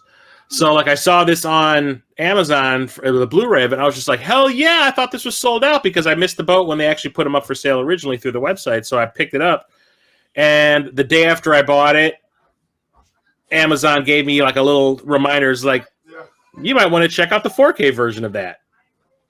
And I was like, you sons of bitches! The 4K one was the one that was sold out everywhere. The Blu-ray version was not. So I immediately like reversed the charges on that thing, sent it back to Amazon, and I ordered a 4K version of the original Tremors. Holy shit! And it is a box set, bro. Whoa! It's just the first movie. And it's just the first movie. It's this. Oh god! It has how many discs? 2 discs. One of them is the movie, and one of them is just nothing but extras. The Tremors. Yeah. I saw the little bit of the mouth, and I was like, "Oh, Yeah. I know that." But it also has like a little 50% off coupon for Walter Chang's Market. Perfect. And a bunch of like, do you remember when lobby cards were a thing back in the day, like back in the 1920s and 30s? Oh yeah, I remember back then. So Yeah. like it comes with a Really bunch of like old lobby now. cards of Tremors, so, like little photos to advertise the movie, little scenes and stuff, little shots. It has like a whole crap load of them. Wait, we're in the 20s now. How are we going to differentiate? Oh shit, it's 100 years old. The 4K now. And apparently Arrow has their own streaming service to watch their movies that they don't bring over here in physical media form. Sons of bitches. That's the way to Anyway, but like not only that, but it has. Yes, I'm gonna get to get these tchotchkes back in here. But it comes with a book about the making of the movie. So if all the supplemental material on it isn't enough, and like every Arrow release, Jesus Christ, look at this. Like disc 1, all of this is extras. Wow. Yeah. So then you get it in written form, and it also this is funny. It also comes with an anatomy chart of a graboid, Nice. and on the back is like a City of Perfection pose sign. It's perfect. And just like my Flash Gordon set that I got from them. I remember, Peter, you commented on that poster that came with that one, but it has like not only the original one sheet, but also nice. the artwork that they had made for it, which is kind of cool. So this is completely sold out. Like I ended up having to pay probably $20 more than I would have normally paid for this if I had bought it when the day it came out. But I think it's worth it because Tremors is one of my favorite monster movies from back in the day. I like that art too. Like it matches up with like a kaiju movie. Yeah, I mean, it's kind of what it is if you think about it. Yeah, I mean, like that's what I mean. It looks more like So yeah, because the original one looks like a take on the Jaws. Yeah, it Jaws does. poster, and then Yeah. that one actually like represents I think the movie better. yeah, I think so too. It's pretty rad. And it looks in 4K. It looks fantastic. Awesome. I watched it during the week, and I was just like, "Why isn't everything in 4K?" It's just so beautiful, so crisp. So yeah, there's that. But shall we talk about another movie? Speaking of things that look crisp, Oh, that new Mortal Kombat. Oh, yeah. Oh, Mortal I like Kombat Mortal trailer. Kombat. I don't know if you guys know, but I like the Mortal Kombat a little bit. Mortal Kombat's your Ghostbusters. Yes, it is. It's either Tron, Ghostbusters, or Star Trek. Yay, yay. Did I say Ghostbusters? He meant Mortal Kombat. I meant Mortal Kombat. Tron, Mortal Kombat, or it's late. It is. I had to go get a caffeinated drink. I wasn't saying that I don't that you don't also love Ghostbusters, but I'm glad you represented there. Represent. But how good does that trailer look? I was a little iffy. I'm always a little iffy when I hear about a game movie, especially about something that I really like. And my God, I want to see this movie. I want to see it so bad. And like, I really like the Jack Sub-Zero storyline because Yeah. they use Jax has lost his arms different ways throughout the games, right? So having Sub-Zero do it is pretty cool. yeah. Yeah, like I mean, in the first game he had arms, and then the third game is when they did the whole metal arms thing. But Right. it doesn't look like in this movie it's going to be like a whole situation where it's just like, I have self-confidence. I'm just going to take these bitches off. Yeah, like and then the animated movie, Goro ripped his arms off. Yeah. Yeah. I think that's what happened in the games. I think that was the explanation they used, wasn't it? There's another. Well, there's one where Goro takes off, and then there's one where no, I forget. There's another character who takes off his arm with like acid. Reptile? It's not Reptile. It's someone later on. It's a later game. Like it's definitely a PS2 or later game. Which one is it, Pico? You should know. Special Forces? Shaolin Monks? No. Shaolin Monks? Oh, yes! NetherRealm ripped his arms off for being in the shitty Special Forces games. Yeah. The low point of the franchise. But no, I mean, like, I saw the original Mortal Kombat in the theater like 7 times. Like, it is one of my favorite movies. I saw it a couple times in theater. Yeah. So, like, I saw it on VHS because I was too young to go to the movie by myself. And my mom was not going to take me there. I mean, like, I remember, like, I had to convince my parents to go and see it with me one of the times I went to see it. And I actually paid for their tickets so they would go. And when they walked out of the movie, they're like, that was actually pretty cool. But, like, it has a lot to live up to in my eyes because, like, the first movie, like, introduced me to martial arts movies and got me into martial arts movies and, like, really helped solidify my love of the franchise and all that. So, like, when I saw that trailer, like, my jaw was on the floor. Yeah, I hope it just does the source material well and isn't all just like fan service to the point of cringe. I hope it does its own thing and like flow. Like I want it to feel natural. I just don't want it to feel like, you know this. Like, yeah, right. I mean, you know that it's going to have to deal with the tournament, but I'm glad they're not like just doing the first movie all over again with different characters. They're actually. Did you guys get a chance to see the IGN walk through the trailer with the director of the film? No, I didn't. No, well, I'm basically sold on the movie. And I don't want anything spoiled for me, so I'm just kind of like, I'll leave the trailer and that's it. Well, they're doing. I don't know if I hope it's not too spoily, but the story's similar to how Monster Hunter is that you just saw. Well, yeah, that's what I was talking about. That character is like exactly the analog for the audience to get into it. Yeah, but I have a theory. Put it out there. I know you already told me. Theory? No, cross the streams, bro. I have a theory that the reason we have this character in there and missing another character from the franchise that's really popular is because this Cole guy, who, according to like the description that has been given about what the movie's about, is like he's an MMA fighter that basically just takes whoopings for money and all that. That at the end of the movie, he's going to change his name to Johnny Cage. Oh my gosh, no! He's going to be like, I'm going to be a movie star because I'm going to get all this recognition from this, tournament thing, and I'm going to be a movie star. Call me Johnny Cage, bitches. That's my theory. Is that at the end of the reason Johnny Cage isn't in it is because he is in it. He just isn't called Johnny Cage yet. But that's just my theory. I'm hoping I'm. It might be not. He's maybe right, maybe wrong. Name. Yeah. Sweet. So that's my theory. But like, he doesn't wear any sunglasses in the trailer though. So how are we going to? That's probably why they're not showing that kind of stuff. He has to earn the cool. Yeah, he has to earn it. He has to earn Goro taking him off of his face, and then he punches him in the balls for it. So, but like things that I want to see in it, like I remember the complaints a lot of people had about the first movie was that there was no Sub-Zero Scorpion fight. Yeah. There was in the second movie. But we don't talk about that around these parts. But just seeing like stuff that has happened in the games happening in that trailer, like Scorpion using the spear to like slash Sub-Zero open, and then he like grabs his blood, turns it into an icicle, and stabs him with it.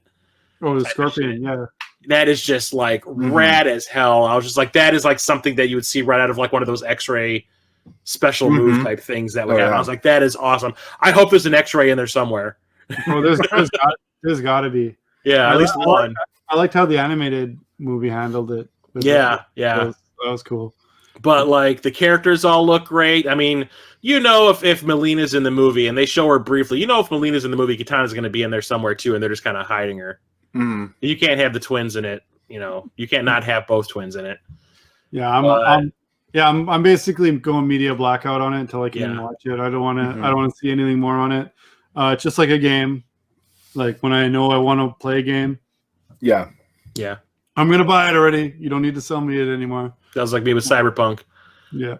But like, I'm glad that it's not following Liu Kang this time, and it's following someone else, because now there's like, I like that we got the Shaolin Monk thing off to the side, the Shaolin Monk section. Mm-hmm. Him and Liu Kang hanging out, or Liu Kung Lao hanging out the whole time. Yeah, I like that idea too, because I always found Liu Kang as like the most playing character in the entire game, and because he's just the chosen one. He's always seemed kind of generic to me, but he's always a great character. But just the idea of him, the way they always portray him as the chosen one, he's like, he's Neo Mm-hmm. kind of thing. You're just like, I'm tired of hearing about it. Yeah. Because when it comes to the character select screen, you're rarely the chosen one, as far as I'm concerned. I'm Sub-Zero's my chosen one. Exactly. Yeah, I'm a Scorpion guy. Whenever I'm trying to game out, it's usually Sub-Zero first, and then Scorpion. Yeah. And I branch out a bit to check everyone out. Yeah, I usually start off with the ninjas and branch out from there. Yeah. But I remember like the first time I ever played a PS4, I was in a Mortal Kombat X tournament, and I picked Sub-Zero because I was like, I could probably fuck around with Sub-Zero, because it was just like the small local thing. And the guy I was playing the first round was like, hey, it's been a while since I played. You mind if I pause and check my moves real quick? And I was like, go ahead, because I was like, that means I get to. So right away I just like looked and like memorized a bunch of moves, and I was like, okay. Because I'd never even played the game before, but I was like, I played enough Mortal Kombat, I could probably do all right. I'd figure out some moves. Some of the moves got to be the same controls at least. And I won the tournament, and I was like, cool. First time playing this game, first time playing this console. And I got like a $50 gift card for a supermarket over across the border for me. So it was like, decent. There was two things about the trailer that I was a little disappointed in. I don't know. I guess the first thing would be the music was not as Mortal Kombat-y as I wanted it to be. But you did get that orchestral version of the song at the very end. At the very end, yeah. But I was like... Well, the thing is, like, the Lords of Acid, like, two people from the Lords of Acid did the original song that everyone knows, like the Techno Syndrome song. They did it, and I follow them on Facebook, and they said, that song is in the movie. Oh, nice. It is in the movie. They just didn't want to overplay it like they did with the original trailers, where they always used it in every single trailer. They were like, no, we're saving that for the movie. But I like the fact that they called back to it, though. I just like that the Mortal Kombat 11 trailer got so much shit for their like trap tunes. Yeah. On their like reveal trailer that they re-released it. The hip hop song, yeah. Like, we're losing the Mortal Kombat fans. It looks awesome, but I can't listen to it. Yeah. Turn the volume off. Mute it, watch again. It actually looks good.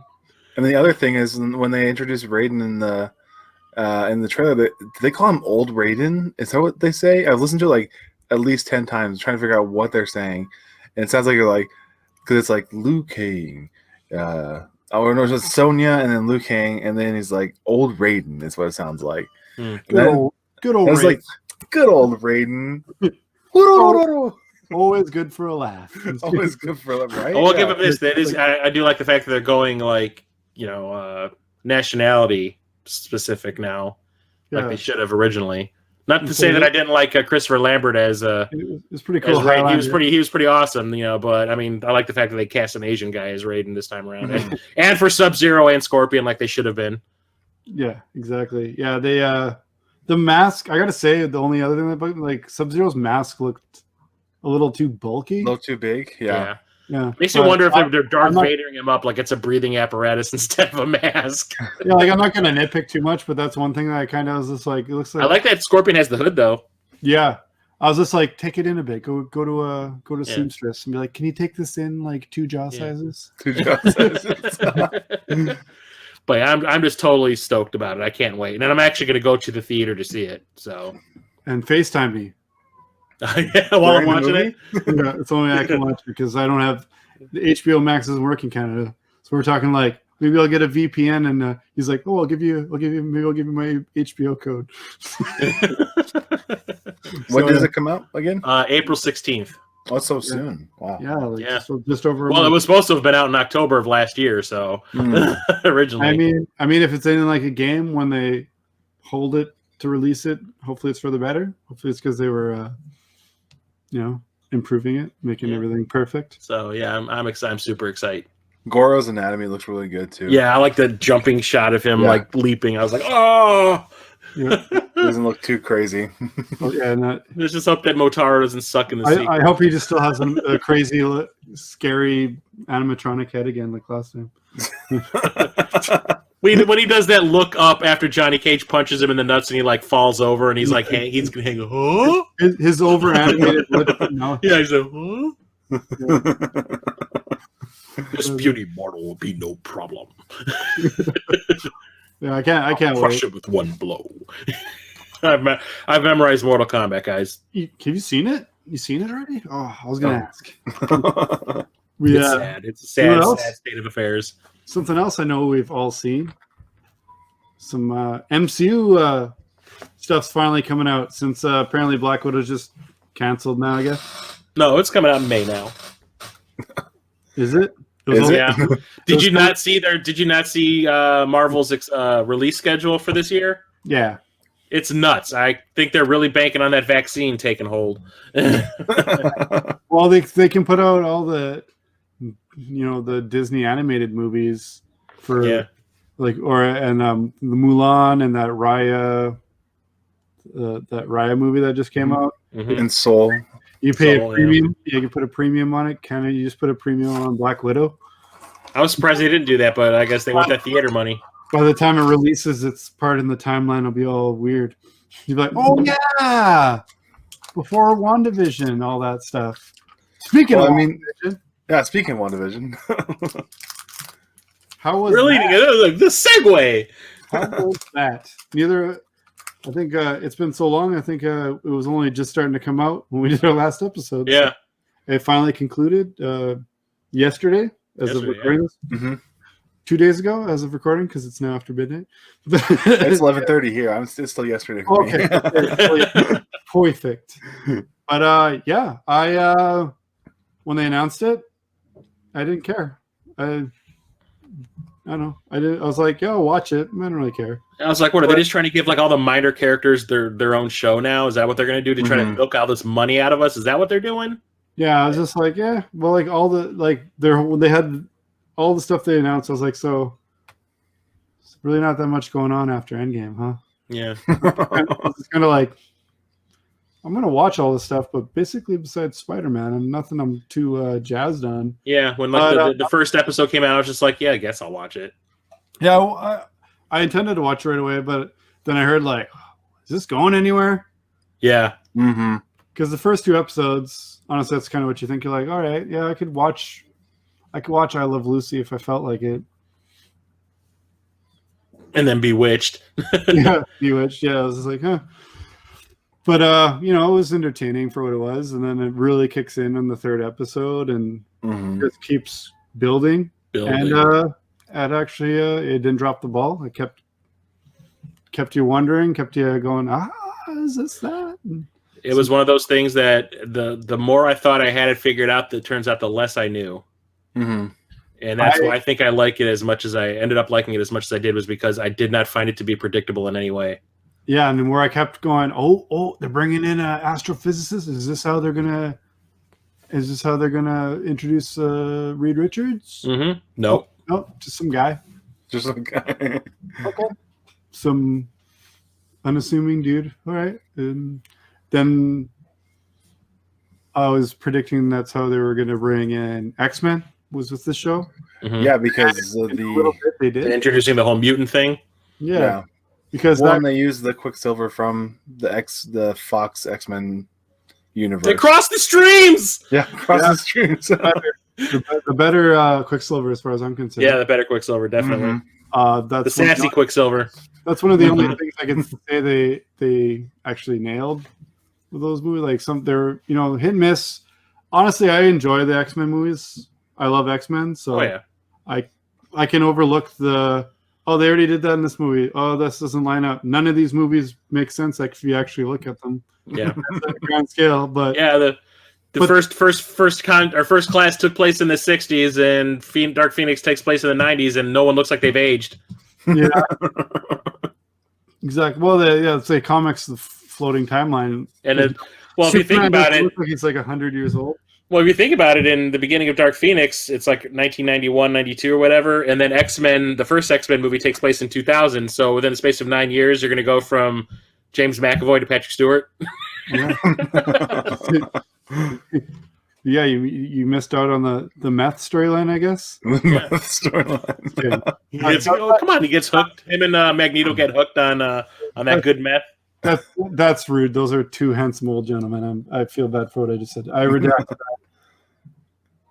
But WandaVision, yeah. So the finale of the series or season was very exciting, like very action packed. I like that because a lot of the other stuff and the whole season has been just like building up to it, to like something to happen, and then all of a sudden like everything happened. Like they've been like sprinkling clues, like there's something bigger going on here that you just don't know about, but they kept on like throwing little clues at you, including those commercials.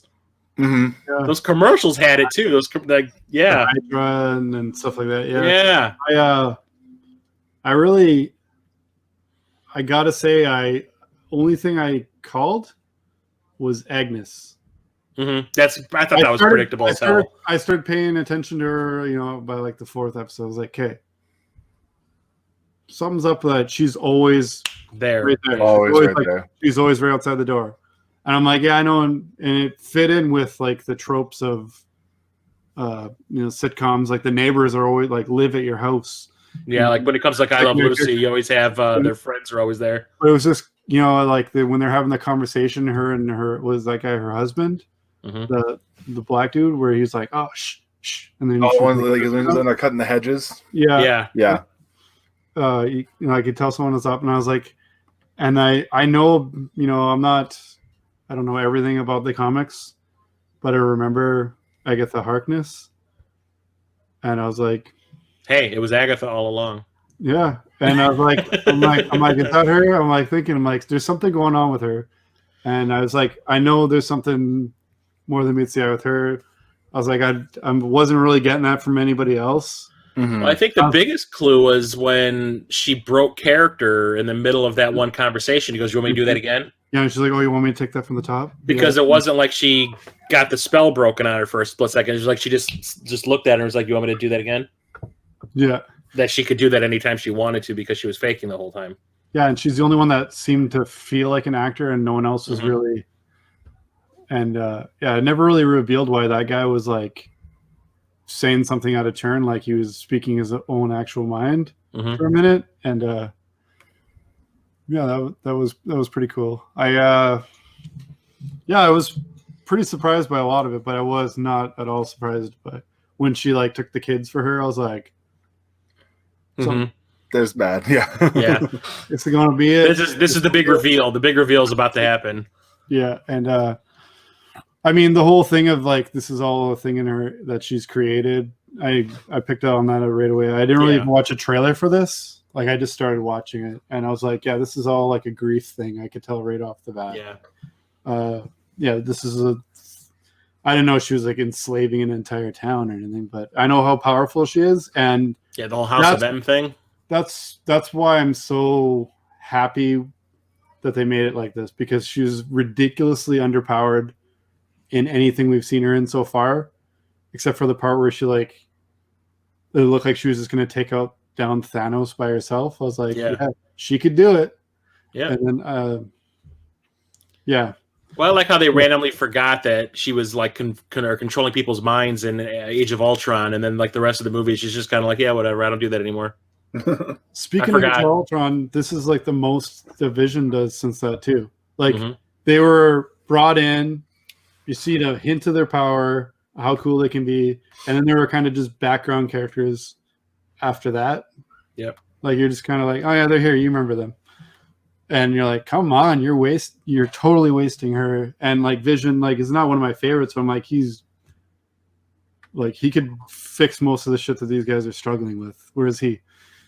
So I thought it was pretty cool the way they actually got their time in the limelight. I'm glad they did this as a show, not as a movie, because I think as a movie it would have sucked. They would have rushed it too much. Yeah, it needed to breathe. Build it. So I'm glad they decided to do a series. Like I haven't gotten too into the Marvel series really yet. I've started kind of branching out into those.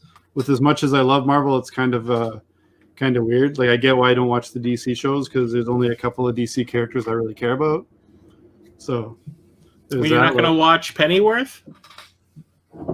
That's funny because if you've seen the Teen Titans Go to the movies, there's a part where they're like all the superheroes are at the premiere of I don't know, one of the heroes movie, and all the trailers are coming up, and it's Robin wanting to be in a movie because he's like, I never get to be in a movie. And it's like I never get my own. Everyone seems to get their own movie, and they're like, the guy who's been there all along at Batman's side, and it's like Pennyworth.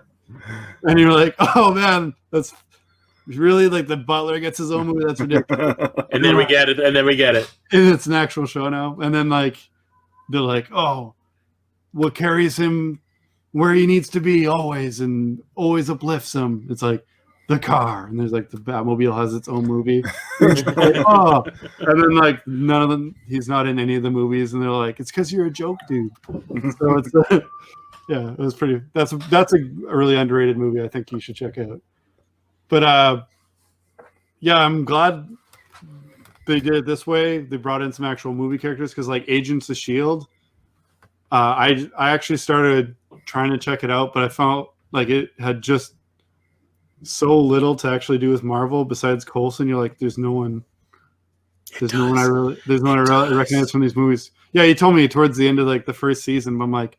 It's one of those I gotta watch like 8 hours before I get the episodes. It's one of those things. It's one of those things where you don't realize it because you're not looking for it, but there is stuff going on the entire show that you don't know until the big reveal happens. Like I think it's like 5 episodes toward the end, like where you're just kind of like, oh shit, this is what's been going on. Yeah. So, like I said, I'll keep hearing that that's one of the best ones. So I started with it, and it was also the first one that they started with. Mm-hmm. So I was like probably the best jumping on point. And I just was I've been kind of struggling with it because I'm like, I don't really care about most of these characters. So I'm going to keep going with it, checking it out. But yeah, they really did it right by having like team members being in the show. Like I'm looking forward to Winter Soldier and the Falcon now. And that comes out in 2 weeks. Yep. So like, they're not wasting any time. So I'm like, good. While like I'm still hyped for WandaVision, I want to see where this goes. Like, so they got me now. I mean, to say Marvel heroes, you pretty much got me anyway. But I was just like, well, I also like how they set up Photon in this. They set up the new Doctor Strange movie with this. Mm-hmm. Is that and still building toward the whole Secret Wars thing that it looks like they're going for the big overarching plot for like this phase. Yeah, I hope they do Secret Wars or they do the Secret Invasion. Yeah, like one of those things with the Kree and the Skrulls. The Skrulls. Yeah, the Skrulls. Yeah, because I was kind of like they haven't really done anything with Skrulls. They were nice in Captain Marvel, which was weird to me because but like now you find out that they like infiltrated everything. Yeah, that's good because that's one of the coolest storylines that I can recall. It's one of those ones where they take all the books and it's a giant event. It's like the event of a summer where you've got to buy every single comic, and a lot of those times you're like, this is just them trying to sell copies of Black Widow or whatever. When I just want to read X-Men and Spider-Man or something, and they're like, no, you got to buy all these episodes of everything, or issues of everything. You're like, God damn it, I'm just gonna buy the trade. So Is Agent Rambo Photon then? That's the character she. Even when she took off her spacesuit when she forced her way through the hex. Yeah, and she took off her spacesuit. That outfit that she's wearing is her outfit from the comics. That's her superhero outfit. I was saying it looks like awesome. A superhero outfit. Yeah. I'm not familiar with that character at all. So she basically takes over for Captain Marvel at one point. She basically has the same powers as Captain Marvel. And so that's why she's going. Yeah. Yeah, that's the girl from Captain Marvel, right? Like she's a kid in the movie. Yeah. Have you seen Captain Marvel? I have not. Oh, okay. It's the best friend of Carol Danvers, Captain Marvel. It's her daughter. Okay. But it's like a grown-up character because now the Because the first Captain Marvel took place in the 90s when this Right. character was a little girl, and now it's And 20 it, some years and later. don't worry, when you're watching it, it'll remind you because they'll play terrible 90s music the whole way through. Yeah, the whole time. That's what I heard. How many times can I hear Waterfalls by TLC before it gets sickening? Or no doubt. I hate No Doubt so much. So much. I hate. Well, at least they played Hole over the end credits. Yeah. That's when the movie was over. Yeah. But yeah, isn't No Doubt in like the big fight scene at the end? Yeah, when she finally like gets her shit under control. Yeah, No Doubt in a fight scene. They play I'm just a girl. Yeah, I'm just a girl. Oh. It was like 90s overload. Girl power. And a Street Fighter 2 arcade cabinet with a widescreen monitor. Huh. Yeah. Yeah.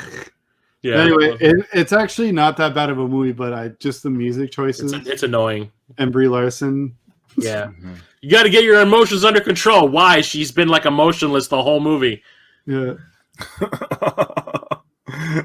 Okay. She's got about as much emotion as Keanu Reeves in a serious movie. Yeah. Nice. Keanu Reeves and Johnny Mnemonic. I love Keanu, but you know what I'm talking about. Yeah. He's pretty stilted. Whoa. So with Vision in the WandaVision, in this last episode, transferring, because I mean, obviously, hopefully you guys have all seen it. If you're at this point, they pulled a Star Trek 3: The Search for Spock on him. Yes, they did. Okay. He fucking gave him a mind meld and transferred all of his memories to him. He's going to become the new Vision. So now he's the new Vision. Yeah. And I can't remember how, because he's been the White Vision in the comics, and I'm not sure I can't remember how that happened in the comics either. Because I know that's like two different looks he had. Because I remember being like, who's this guy? And they're like, that's Vision. I'm like, Vision's like the purple, the green guy, and yellow. Yeah, purple, green, and yellow. Green, yellow guy. I'm like, what the fuck is this? Anyway, I was like, is this before they colored him? They're like, shit, we forgot to color him in that up. We'll explain it next issue. The inker was out. He had to go home. He had food poisoning. He had IBS. When I see White Vision, though, I think of Dr. Manhattan from Watchmen. Yeah. That's immediately where I go. It was 100% less dong hanging out. Yeah. It's a cool look for him for sure. But it's I'm assuming at one point he's going to colorize himself. Yeah, maybe I'll go to an auto body shop and he give me the whole spray tan thing. Walmart, spray paint himself an aisle, not pay for the paint, and that'll be a whole storyline. Trying to catch him. Vision has to go to jail for shoplifting. That's the sequel, Vision Jail. Then he goes to phase through the wall, but the paint stays. Yeah. Damn it. It'll be like Death Becomes Her. He's got to constantly give himself touch-ups. But I see why people had problems with the show at the beginning, where it was all the sitcom stuff, and it doesn't really seem like anything's connecting. It's just like they're trying to be clever with making fun of some old sitcoms and throw some random MCU hints in there. But like, I kind of want to go back and rewatch it all now that it's over and see all those hints and see, like, because as an older person, I'm starting to appreciate the slow burn more than I did when I was younger. Yeah, like I wasn't really like, I just saw, like I said, I saw everyone else being like, okay, is this going anywhere? Because I'm about to quit. Yeah. And I'm sitting there going, these people are smart. They're obviously leading to something. You got to give it a chance. I'm like, I know this isn't just a random sitcom. Yeah. Which, by the way, we got to talk about this. Is Elizabeth Olsen needs some kind of award for... Yeah, she needs it. She needs an Emmy. Portraying all these tropes from all these eras of sitcoms, because holy shit, did she do an awesome job. Like, I felt... She needs an Emmy. It felt like I was watching I Love Lucy. It felt like I was watching Bewitched. Modern Family. Malcolm in the Middle. Yeah. Like, I felt I was watching that shit. And the tropes, the setup, the, fourth wall breaking in the later stuff, and just everything was like so on point.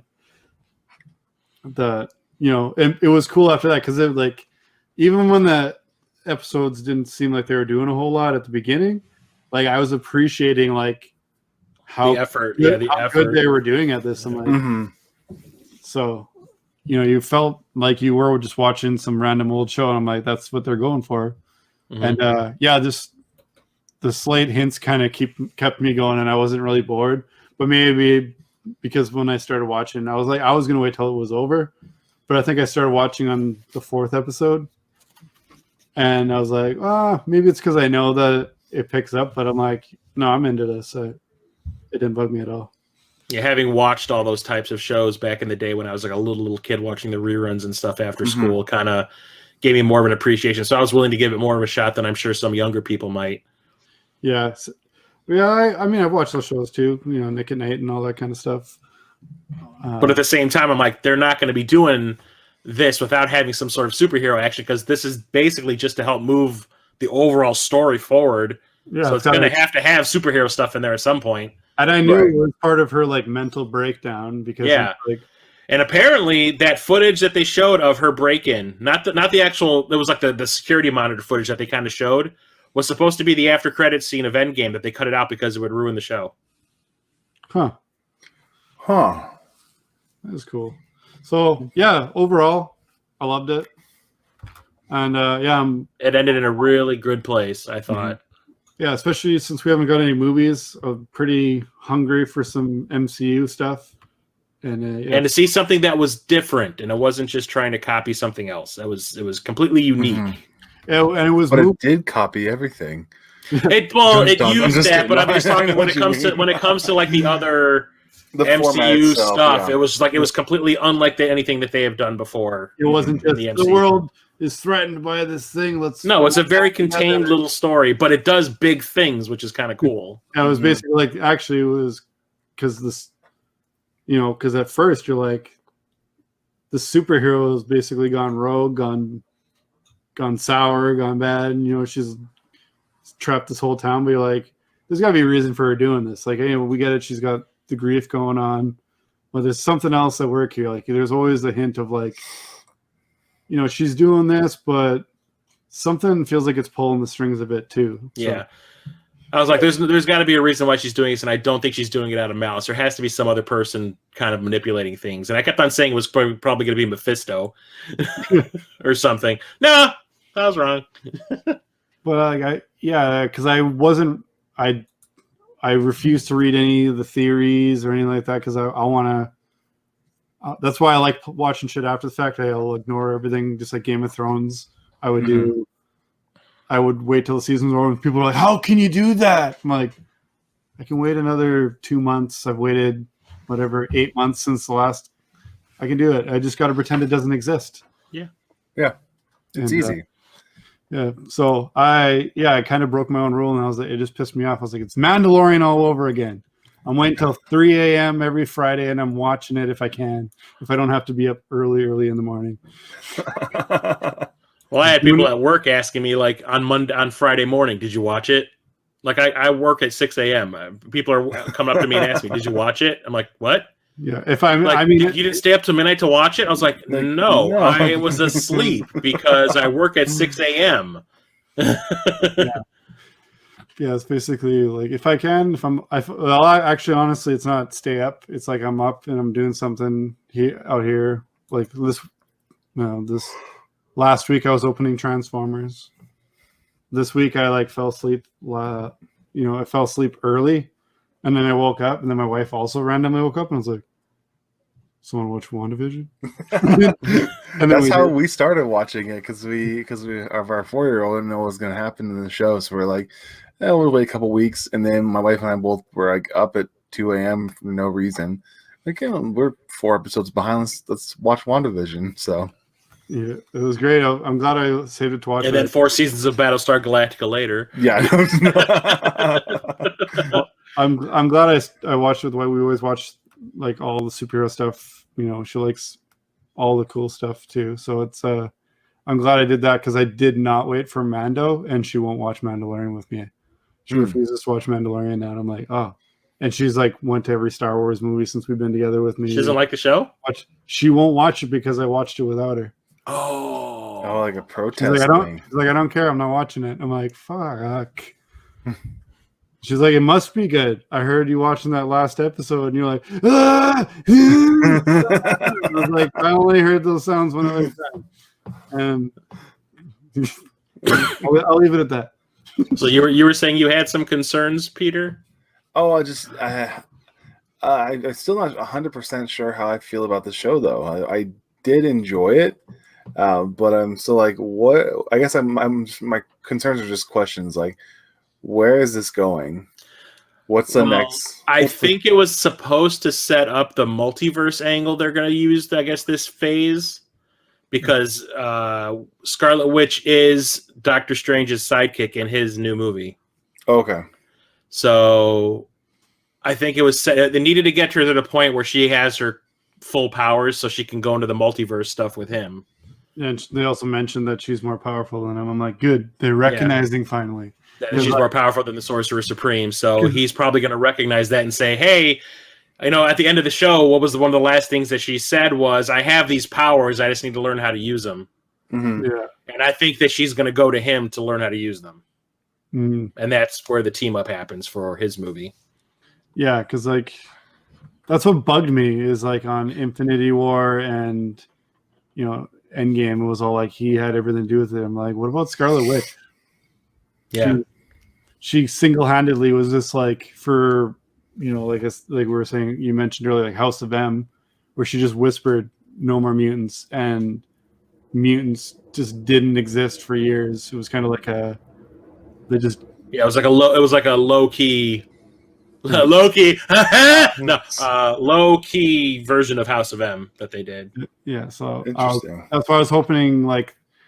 I'm a little disappointed that they didn't really straight up bring in the X-Men, spark the X. But they did put the thought in there that mutants do exist. Spark the mutant gene or something to bring it to be, or even the people that were in the town end up being mutants as a result, or something like that. But I didn't see anyone who looked like Logan. But I did see someone who kind of looked like Jean Grey in that one episode where they're showing the carnival. Mm-hmm.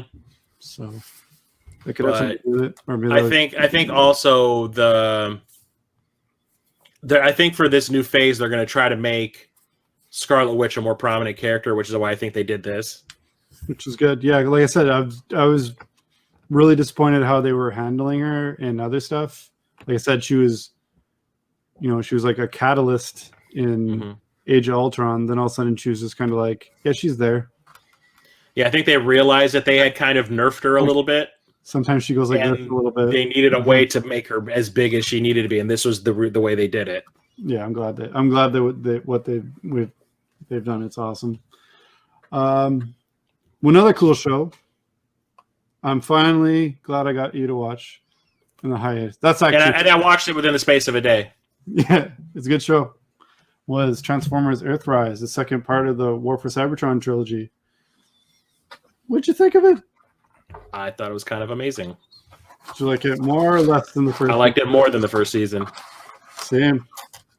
And even when Skylynx shows up, I kind of am glad that he showed up. Because, spoilers, he dies, and I hate him. I hate him. He's the ugliest old Transformer. I always have hated Skylynx. It's like they couldn't figure out what they wanted him to be. We're gonna make a dinosaur. Yeah, but it's a space shuttle.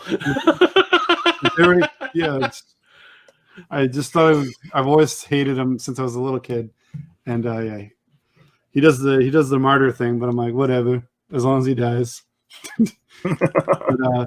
but yeah, just overall the way they carried the story forward. I think I brought it up when we were talking about the first season last time. Is I like the fact that they're working in gray areas with both Optimus and Megatron. Mm-hmm. Megatron has a point for why he's doing what he's doing, and Optimus does some fucked up things too, which could he's not conceivably been taken as a villainous act a couple of times. Yeah, so he's not a total white knight. It's not a total good versus evil. It's just kind of from a certain point of view. Yeah, so, and I want to say I think it was the first episode of the new season where you see Megatron has these moral issues going on where Shockwave is like, hey, we need more power to do this thing you want to do, so we're going to go and kill all these guys these other Decepticons that work under us and take their energon to power this thing we want to do. And Megatron's like, I don't know if I'm okay with that because they're Decepticons, they're my people. Yeah. And he actually goes to see if they're worth killing or not. And I was like, that's cool. Yeah, he wasn't. He actually, and they're all like, "Oh my God, Megatron's here to see us. He's gonna take a tour of the plant. This is amazing. Oh my God, we got to suck up to the boss." And he's just sitting there going like, "They don't know I'm here to possibly kill them." Yeah, it's such an honor. I used to love watching you in the arena. And Yeah, stuff like that. Like, oh man, these. And he's like, "Oh God, this sucks so bad." He's like, "What am I doing with my life?" Type of shit. He's like, "I gotta. They want me to kill these people, and they love me." Yeah. And it's interesting. I'm like, they made Megatron interesting. He's not just like some twirl your mustache bad guy. He's got If you layers. have a bat with barbed wire on it, then I'll like him. I'm just kidding. What was it? Nevin or Negan? Negan, yeah. Yeah, because that's what I really like. Even like with the first season, is that it's first of all, I hate how much they hinge on humans. Yeah, and even the shows I like, even in the G1, which is my favorite, they always got to hinge on humans somehow. And I'm like, I'm here to watch robots fight. The movies are the most egregious, where it's like 75% about, how is this going to affect the humans? I don't care. I came to see Transformers. If I want to watch people, I'll go see the People movie. I want to watch robots fight. Is that the sequel to the Emoji movie? The People movie? Like, God damn it. Like, I don't care that this teenager is having girl troubles. And he wants to get his first car so he can get laid. Yeah, like, I don't care about like I do like the movies, but that always bugs me. It's like I always say like it's because of budget. Yeah, they can't have like a 3-hour. If it was a 2.5 hour movie featuring nothing about robots, it'd be the most expensive movie ever made. Like, I like most of the movies. I absolutely hate Last Night. I've only watched it once.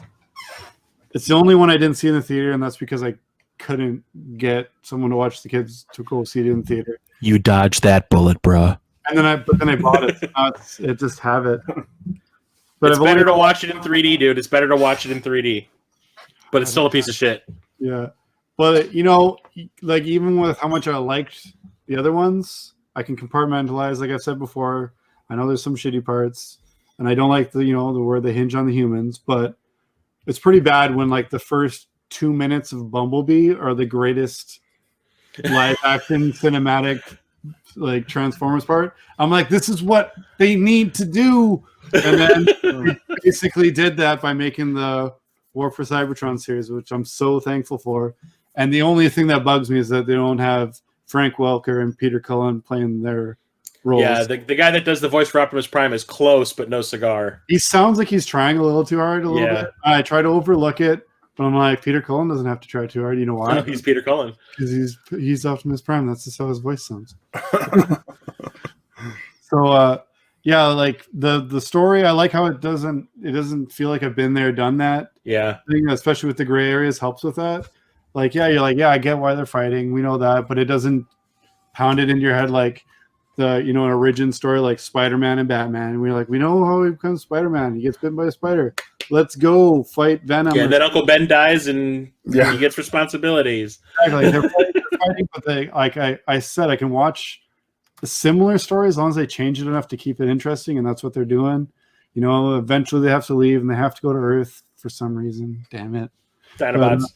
But like when they do it, the different storylines were great. Like, I liked the Prime series. It had pretty good stories, which, like, I find the animated series just, I mean, I know it's a show, it's a cartoon. Kids gotta enjoy it too, because not all grown men buy toys. I get it. But yeah, like that show, the only thing I didn't like about it was that kids were always like the catalyst of like, oh no, the kids are in danger. I'm like, let's go rescue them kids. I don't care. Burn them alive. It'll show how evil Megatron is, and then there'll be just such a good fight. And then, yeah, that's where I definitely feel like fuck them kids. But yeah, the way this show is going, I just don't like the way the second season ends. That's the only thing. They're going into Beast Wars. Beast Wars, yeah. Yeah. Beast Wars, and I watch. I watched Beast Wars.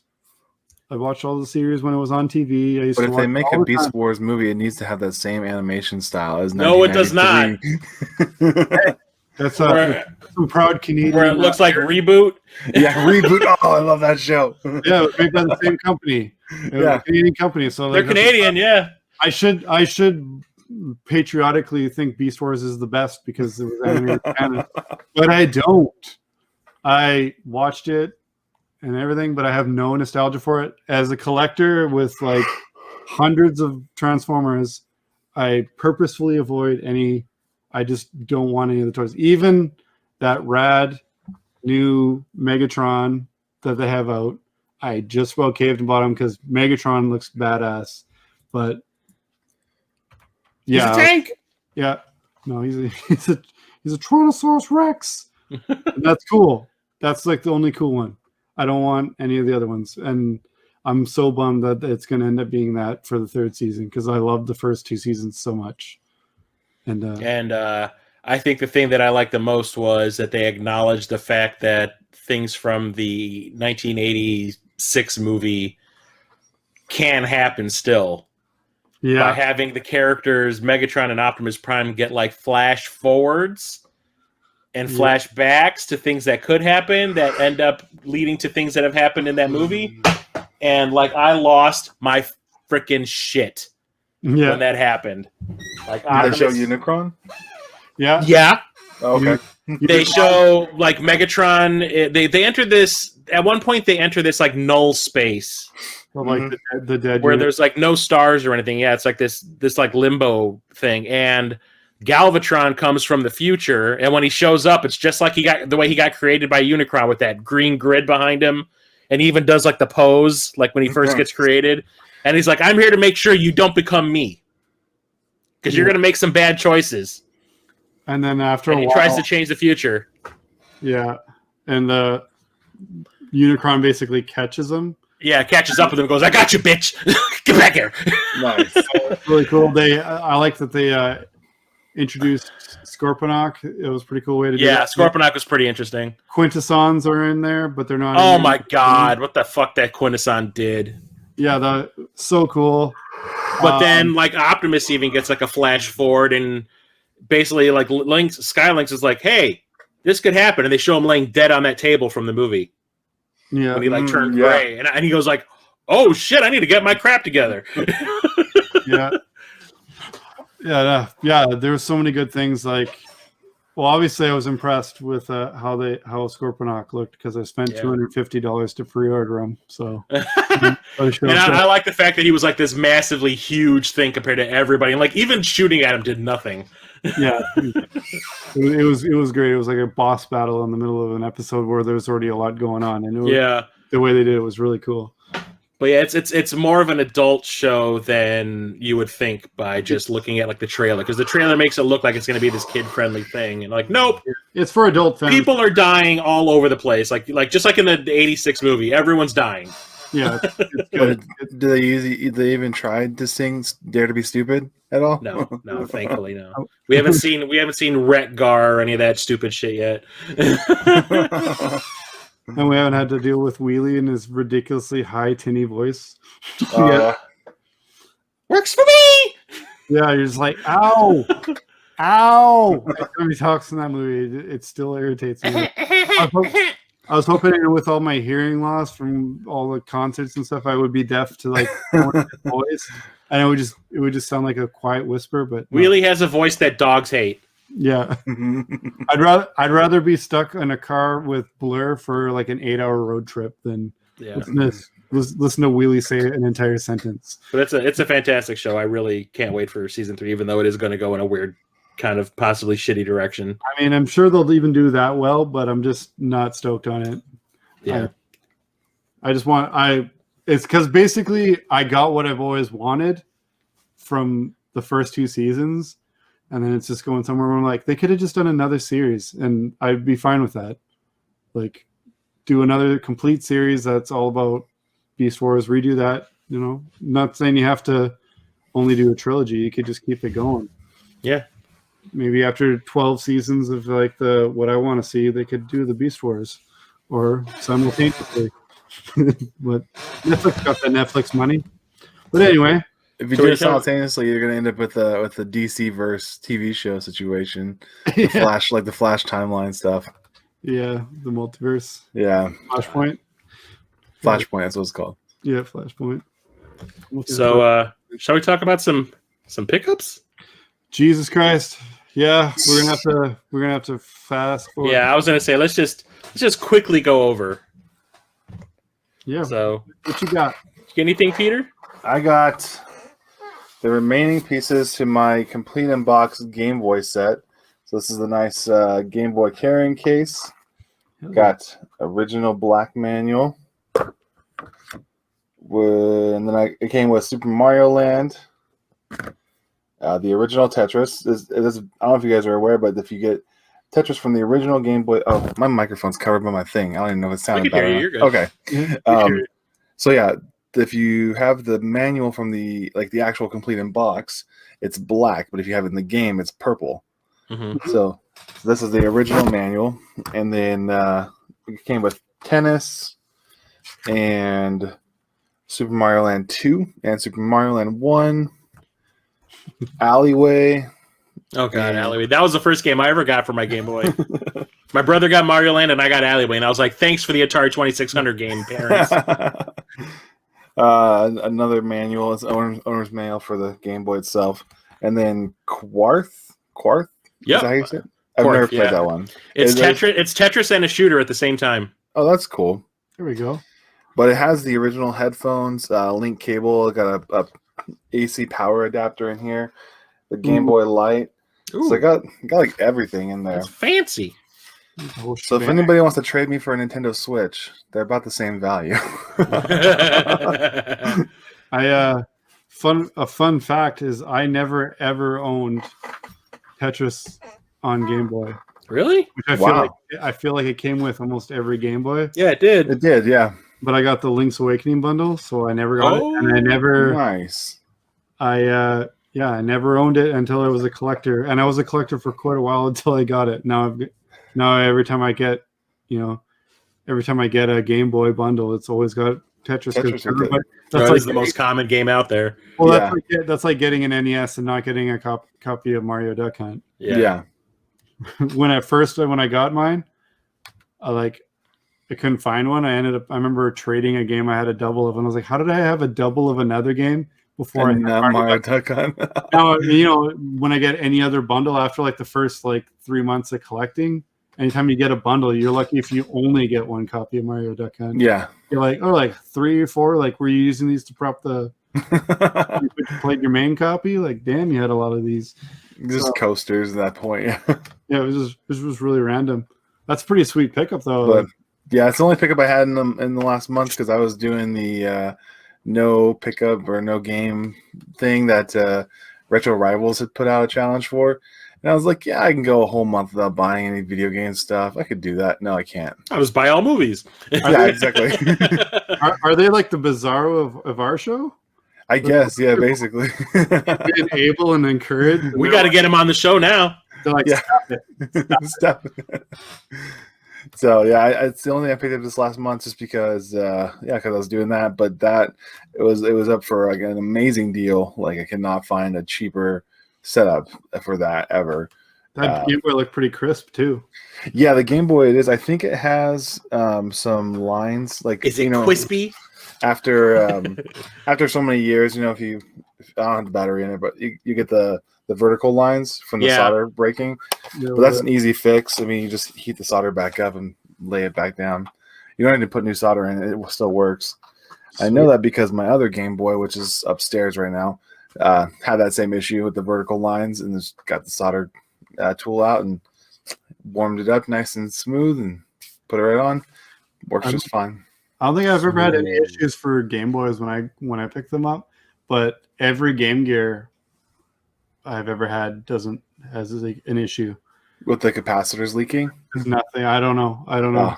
That's probably it. I had That's the thing. I had 3, and I was like, I should probably get some games if I've got 3 Game Gears.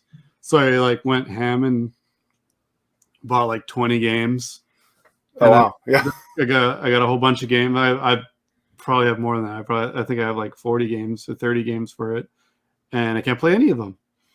I'm like, I'll trade 2 of these to whoever just fixes me one that's good enough to use. I don't need it upgraded or nothing. Just something. Well, maybe a battery pack or a AC adapter because I'm not made of batteries. Right. And the Game Gear is a battery vampire. Mhm. Hell yeah. I know. I remember my cousin not having a battery pack, and I bought him one so that he'd let me play when we were kids because he had Nice. Streets of Rage, and I was like, ugh. I think it was my first Streets of Rage actual experience. And then I was like, "What? It's on console too?" right when I got my Genesis, I was like, "Yeah." Nice. So yeah, that's me. What did you get, Chris? Or sorry, did you get anything else? No, that's it. Okay. Just the Game Boy this month. He was abstaining, don't forget. Yeah. Yeah, I was in my recent pickup stream that I did at the end of February. I was talking about how I got my bonus from work, and I was going to use it to try to get all the Hokuto no Ken games for cartridge consoles that were never released over here, and the ones that were as in other forms. So the ones that I did end up getting were the original one for the Mark III, which is the Master System in the U.S. And in the U.S., this is known as Black Belt. Why did we get it less cool? And yeah, all they did was change the backgrounds and change the character from blue to white. That's all they did. And the characters don't look like That's enough. Fist of the North Star characters anymore. They look like generic characters in the original, in the Black Belt. They look like just generic characters you fight. But it's the exact same game. I always wondered why when you're just sparring in Black Belt, he goes, "You're already dead," and then the guy, Yeah. Or like when you hit somebody and they pop. I don't remember It's like, this. why did I do that? That's because in Fist of the North Star, you punch somebody and their guts shoot out their butthole. So I got that. I've ordered all of the original Famicom games. There's 4 of them for the Famicom. So the ones that have shown up so far are 3 and 4, and they're both RPGs. Ooh. I thought for the most part it was either fighting games or beat 'em ups. So. Well, the first 2 games are beat 'em ups, and the one that we got over here for the NES is the second game, and it's generally considered the worst game out of the 4. Yeah. So they gave us the worst game and kept all the good ones for themselves. Nintendo likes to do that for some reason. Yeah. And then there's 3 games that came out for the Super Famicom. I already have part 5 and 6, but I ended up picking up part 7, which is a one-on-one fighting game like Street Fighter, and it's actually pretty good. So yeah, there was that. And I picked up a new Vectrex game. Peter knows all about this. I picked up a homebrew Vectrex game called Dark Tower. Sweet. At my local store, and it is impressive for a Vectrex game. It's like a third-person, over-the-shoulder adventure game, and you actually walk through the forest and do things like that. Games did not do this back in the day. Yeah. Wow. It was usually like a one-screen type of situation for every Vectrex game. Here, there's actual movement, like 3D movement. It's insane. And I played it on stream. I actually booted up the Vectrex in that pickup stream and played it for a good 5, 6, 7 minutes, and I was like, "God damn, I can't!" What? You started talking to yourself? Huh? Yeah, you're streaming and started talking to yourself. damn right. But I also I went on like a weird bent for Master System games from overseas. The ones that because the Master System was huge in other countries like the UK and in Brazil. Yeah, I don't get why we didn't get it as much. Yeah, here. so like I've been trying to get like games that we didn't get over here because I can play them on my Retro Freak. So I picked up one called Space Gun, which is a on rails like light gun game in the arcade. Sweet. And you could use the light gun, the light phaser, the control stick, or a regular old control pad, which is why I bought it because I can actually play it. But I remember playing this all the time in the arcade. The first Mortal Kombat, which is essentially just a port of the Game Gear game. Yeah. Gotta get it for the set though. Yeah, I got it. They have Mortal Kombat 2 and 3 available for it also. Wow, 3. And it's the rarest one. It's worth like $300. Lucky Dime Caper starring Donald Duck, which also has like a Game Gear conversion. I'd rather spend $300 on Mortal Kombat 3 than James Buster Douglas boxing. Yeah, no shit. Impossible Mission, which I think was a Commodore 64 game that I always enjoyed playing at one of my friends' houses when I was a kid. There's a port of Star Wars, which is a port of the NES game, but has better music for some reason. Is it better game? No, it's the same exact game. It's just like Would Be. The port of Castle of Illusion starring Mickey Mouse, which I watched the Renaissance stream on Twitch, and he considers this better than the Genesis one, which is why I wanted it. And then the big one was the Master of Darkness, Metal. which is a Castlevania ripoff that came out for the Game Gear over here as Vampire the Master of Darkness, but it is a complete Castlevania ripoff with guns and swords instead of whips. I don't mind ripoffs as long as they're fun. No.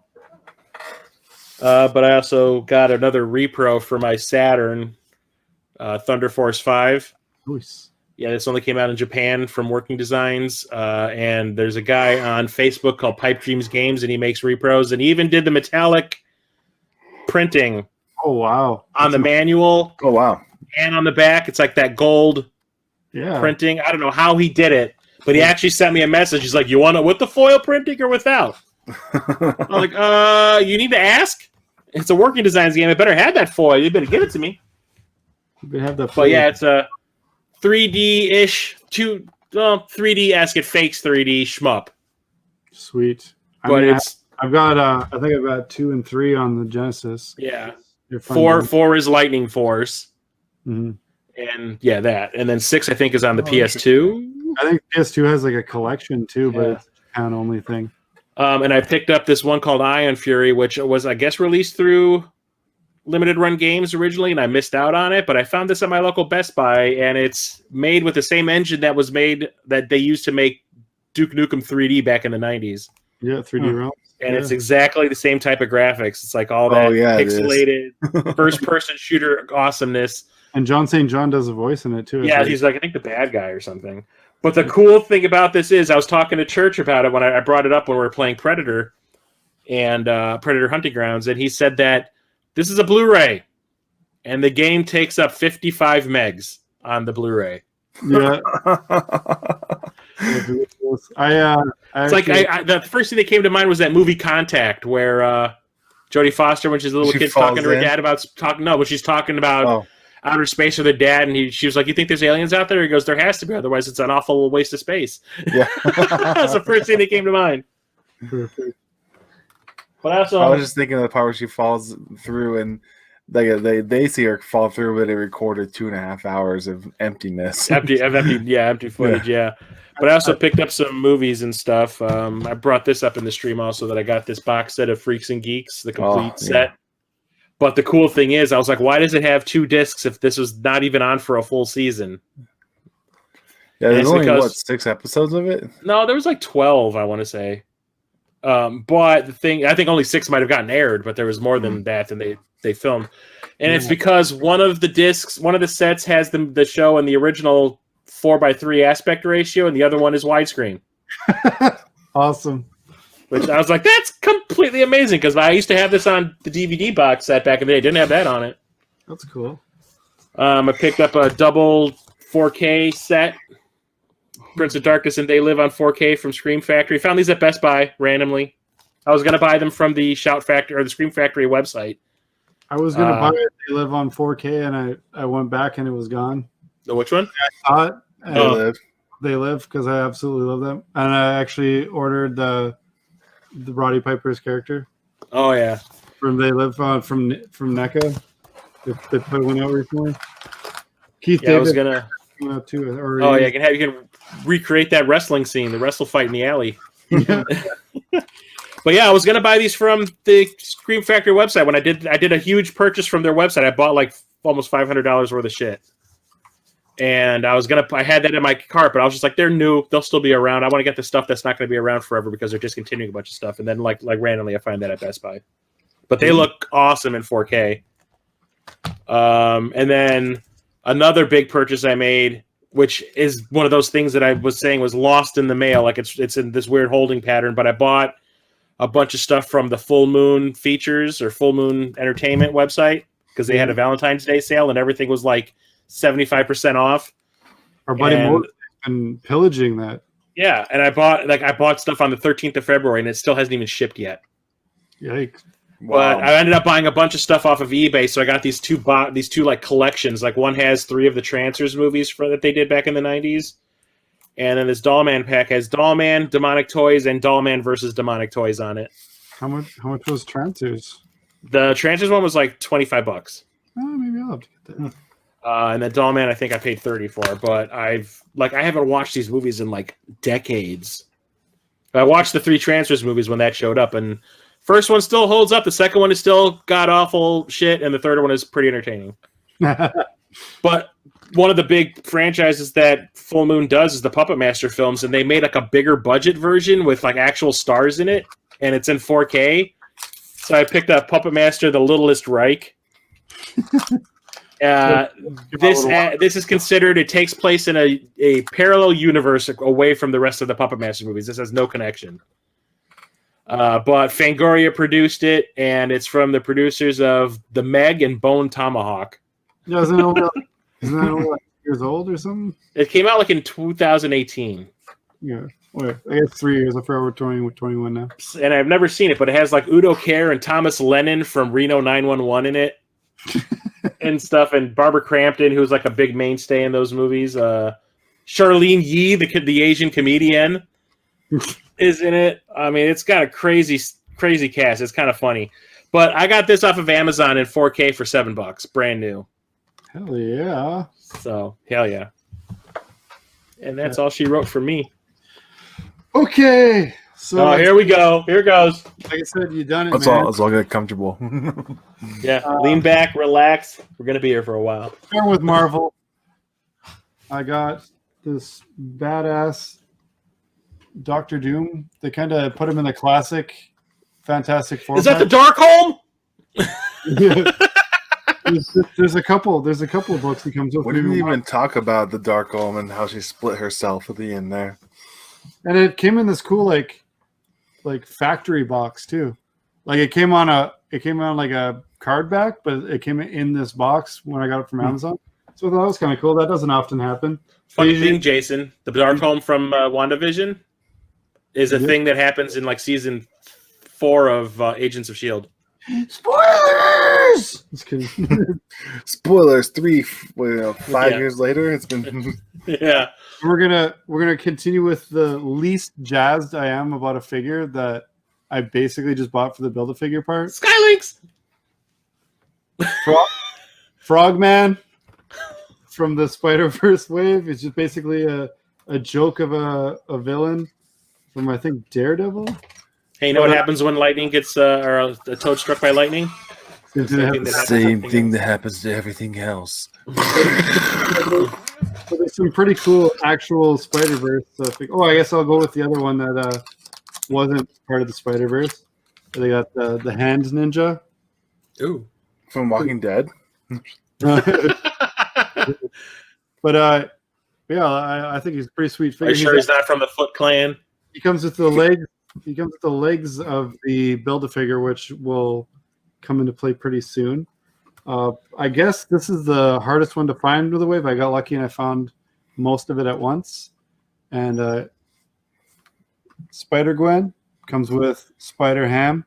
Woo! Yeah, it's pretty cool. Pretty cool.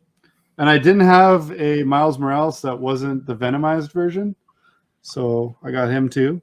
That's cool. Very nice. Nice outfit. I like that he's styling with jackets and shit. Then we got Gave It All Up, Peter, just giving up on life. I wish he came with a cheeseburger so I could, but he didn't. And then It's like so good. got the Prowler. Money, right? I love that movie so much. Can I tell you guys a quick story about when we saw the movie in theaters? Sure. So we took our 4-year-old. Well, she was 2.5 or 3 at the time when it came out. It was our first movie in theaters, and we're like, okay, we're gonna take her to see Spider-Man. And so she's like watching the movie, and then when they reveal the Prowler, she goes, "It's him!" Like it's so loud. The entire theater just starts busting up laughing. So whenever I see Prowler, I think it's him. I got sad when they revealed him. He gets that semi T1000 ish music. That that weird like siren-y roar sound. I thought that was pretty cool. That movie is so good. That movie is so good. Prowler. I really wish they would make a Prowler from the Miles Morales game that just came out. He's badass. It's an absolutely badass thing. And like I said, I wanted to get all the pieces for the Build-A-Figure. And the Build-A-Figure from this set is freaking Stilt Man.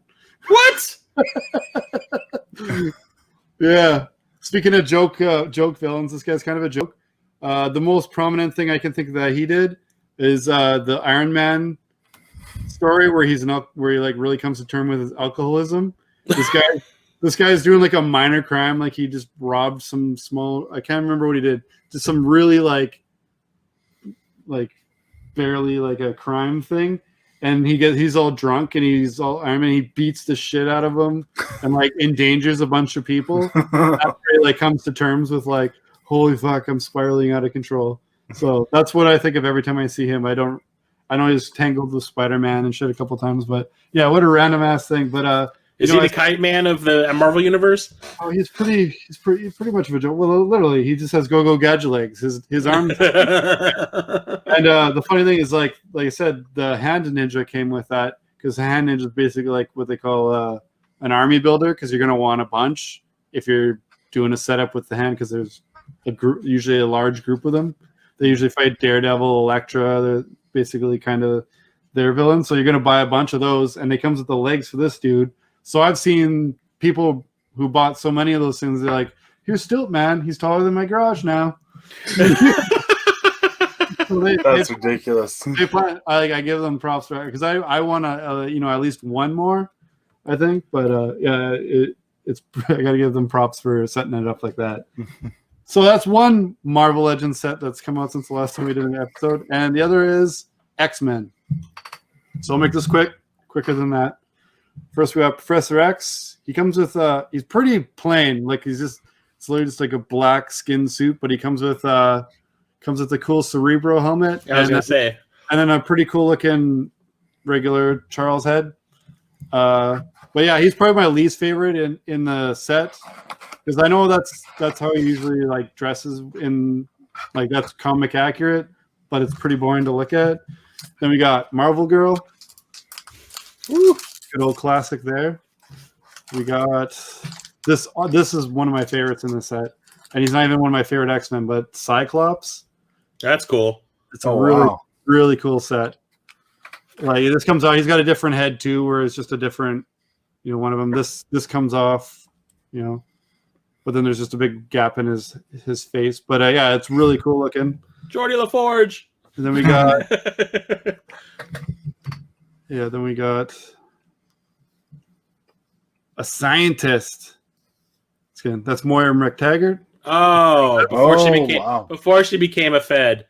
Yeah, pretty cool. It's cool to see a figure of her. This one I'm probably least familiar with, but this is the Omega Sentinel. That's cool. Still a really cool figure. Are you sure it's not Nebula? I'm just kidding. Yeah, that's what I was just gonna say. Like she looks like a Nebula enemy, or like an alternate. Speaking of alternate, here's Magneto, channeling his inner vision. Yeah, he's chromed out, bro. He's shiny in chrome. Really cool. I got the classic look Magneto a few months ago. He comes with Quicksilver and Wanda, so that's pretty cool. It's cool to have an alternate of him. Telling a guy at work that Magneto is Wanda and Quicksilver's dad blew his fucking mind. Like he never read any of the comics. He's like, what?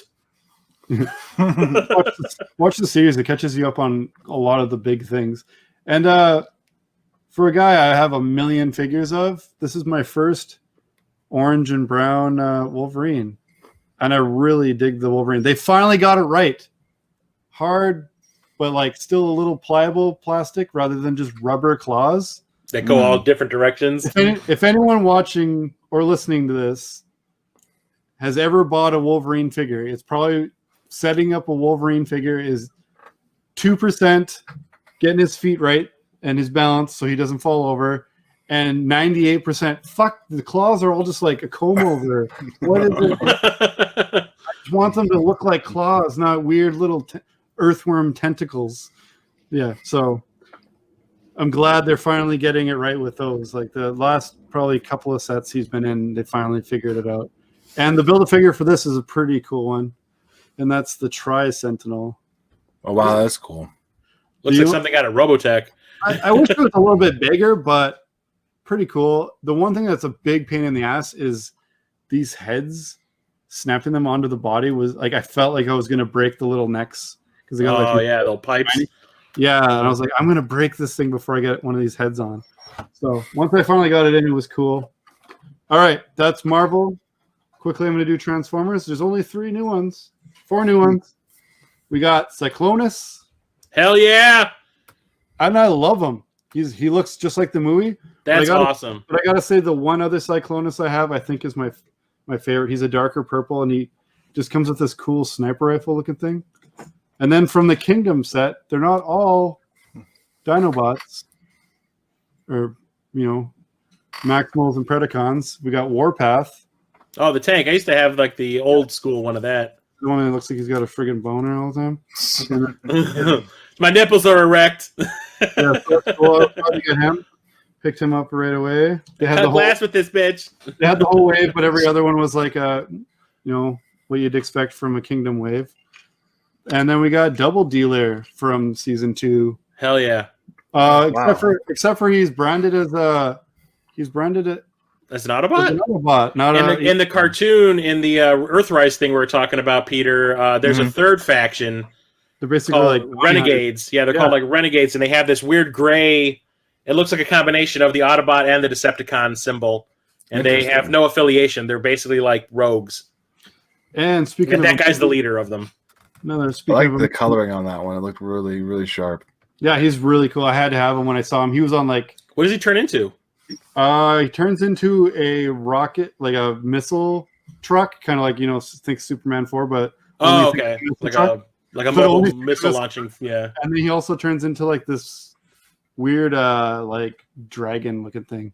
And then speaking of a movie that we're looking forward to, I'm all in on the Mortal Kombat. I got Raiden.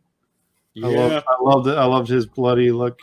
There's been a couple Raidens already out for this series, and I'm not too big on them because it's like he's got to have a lot of white in his outfit, or else he doesn't look like Raiden to me. There's a lot of like blue and gold metally looking crap, so I didn't buy in. Then I saw him, and I was like, "Yep." That red lightning comes with this staff too, but when I can make him do his victory pose, I'm gonna do that. And then we got Baraka with a brain. With the brains. It comes off, but it's cool. That's one of his fatalities. Yeah, I love that. And then the last one I have so far is an alternate Sub-Zero. It's like bloody ice. Really like the look of him. That's cool. I thought he looked pretty cool online. I was like, I think I might repaint him, but I actually really liked him by the time he showed up. I've got a different alternate one on the way.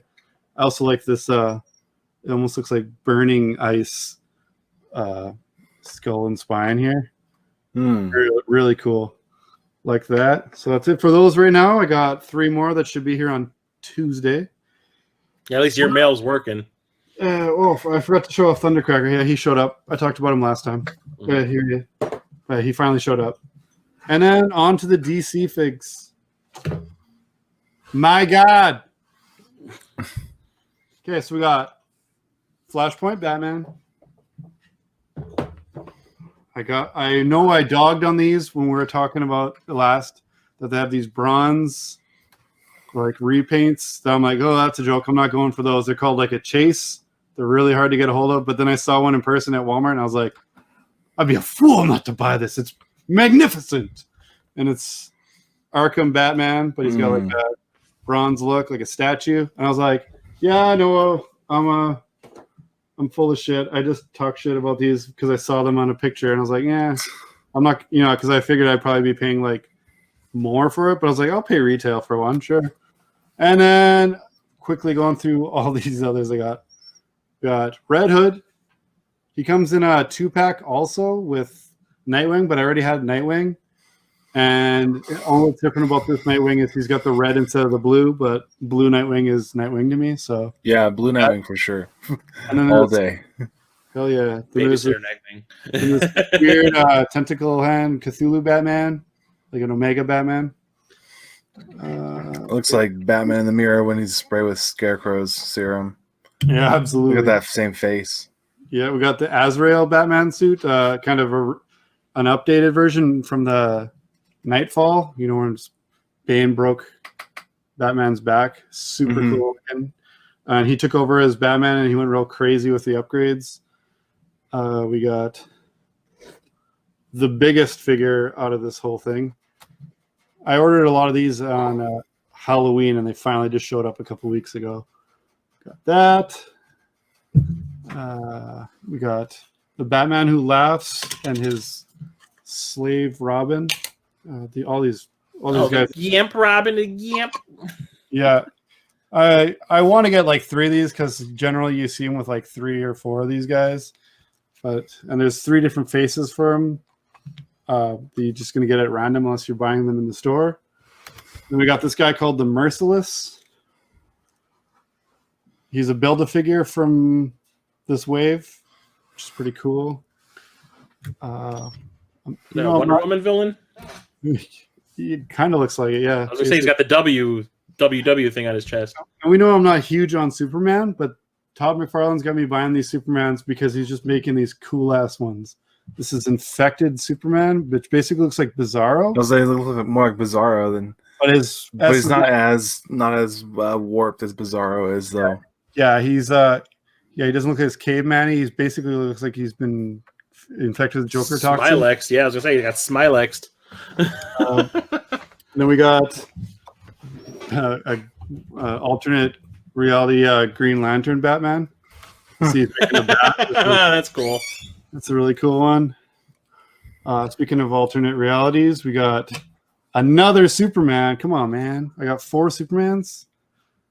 But it's Red Sun. Oh, Superman. Red Sun, yeah. The thing on his chest almost looks like the Disney logo, which I think is funny.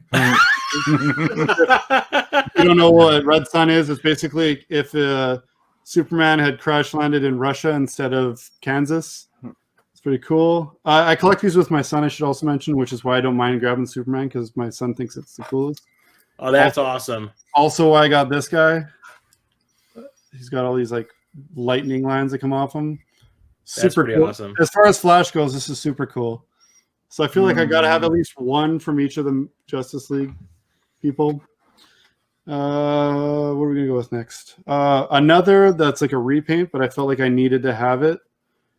Oh, The nice. 70s style. They took basically one of the first Batmans I got was just a Detective Comics number 1000 Batman, but this one they painted as like the 70s, and I'm like, I don't have anything that represents old school Batman, so I'm happy to have that. Then they got Batman with some axes. Just like any other DC thing, they're going to concentrate on Batman, and I honestly don't mind because Batman is DC to me. So suck it, people. And then we got this awesome Batman. It's like a crazy Punisher Batman. I was gonna say, God damn. Look how much. Oh, I don't do guns except for unless there's like 90 of them on my body. That's from the Metal storyline, so it's kind of like a bleak future. And then another one of my favorite DC villains. We got Deadpool. Deathstroke. Deathstroke. Mm-hmm. Another thing I like about that Teen Titans movie is they keep calling him Deadpool in the movie, and Oh. he's like, "No, that's not who I am. No, you are. You're Deadpool." I'm like, "It's the best fourth wall break I've ever seen." I didn't even know about Deathstroke until Arrow came out and he was in there. Oh yeah. And then I played the Arkham games, and I was like, "Oh man, I get to wear his outfit. If I beat him, yeah, I'll destroy him." But Yeah, I really like that part in Arkham Origins when you fight him. mm-hmm. But that's actually what that one's from too. I should mention. And then there's a classic style Joker. We're just getting ready to beat Jason Todd to death. Love that. And now, my absolute favorite Batman figure of all time. I have him ordered, but he didn't show up fast enough. and he showed up at Walmart, so I bought him. And that is Death Metal Batman. Jesus Christ. Looks like It's like they're like, album cover. it's like they're like, hey Jason, we need to. We made a Batman just for you. Yeah, Death Metal Batman. Are you fucking kidding me? Of course, I bought him again. And what I like about these things is they're like such good quality for such a cheap price, like a $20 figure that looks that good. Like, get out of here! I'm gonna buy them all. That's why I'll even buy multiple Supermans. This guy has got me by the balls. I'm not even a big DC guy, and this guy just makes such beautiful figures. I'm like all in. So, goddamn. Besides that, I got one more little thing, and that's it. I swear it. I promise. Nothing else. We're going old school with the reissues of the Headmasters. We got Mind Wipe, Chrome Dome. I remember those Headmasters. I remember those. Headmasters is basically you put the little head on his chest, and their stats would show up on their chest. Yeah. And then we got Hardhead. I love the art on the back. Like, look at that shit. Oh, that's old school, yeah. That brings me back. These are all old school packaging, but I just love it. And then Brainstorm. He's a really, really cool. I think we had Brainstorm. I got lucky. I saw a tag on the shelf at Walmart. Nothing there. And I got my friend who still works there to scan it for me. He's like, oh, apparently we've got 4. And like, that's the case. I was like, would you mind looking for me? He goes, okay. And he goes, don't tell the other guy that works here that's a mutual friend of both of ours, because he gets pissed. Because I just walk in and go, hey, cool. And then I buy things, and he's like, whoa, where'd you get those? I'm like, the shelf. But this time it came out of the back. He's like, do not tell him. He'll cut my legs off. So I lucked out with that. And I got out. I had to actually go take some money out because I didn't have I had to get some money because I spent what was left in my account after the bills came out on the first 2, stashed the other 2, and I had to be like, hey, babe, I love you. And I've never, Can I borrow $40? I've never ever asked you for money before. Can I borrow like $60? And she's like, what? I was like, yeah, all the bills came out, and I also bought a bunch of other stuff and I paid off the credit card for other stuff I bought. Like, I get paid in like 3 days. Can I just buy these fucking Transformers? She's like, you really need them? I was like, yeah. Well, no, but it's a moral imperative. No, but yeah, it depends on how you mean need. And she's like, okay. I paid her back. I made it good. I paid her back. So that's it. That's all. Goddamn, I'm sorry, but I said you brought it on yourself. I probably could have cut this in half if we just done an in-between episode. Damn it. What we really need to do now is some backlog roulette, because I feel like I need to play video games, because I feel like I just talked about toys for 6 hours. So should we spin some wheel for backlog roulette? Should we talk about our roulette games from last time? Yeah, we can do that first. So last time I got Star Trek Deep Space Nine Crossroads of Time. And I did have this back in the day, but I could never really get very far in it because it is kind of difficult. So I've been playing it off and on since we did the roulette last time, and it's okay. Is that the one the sim on the bridge?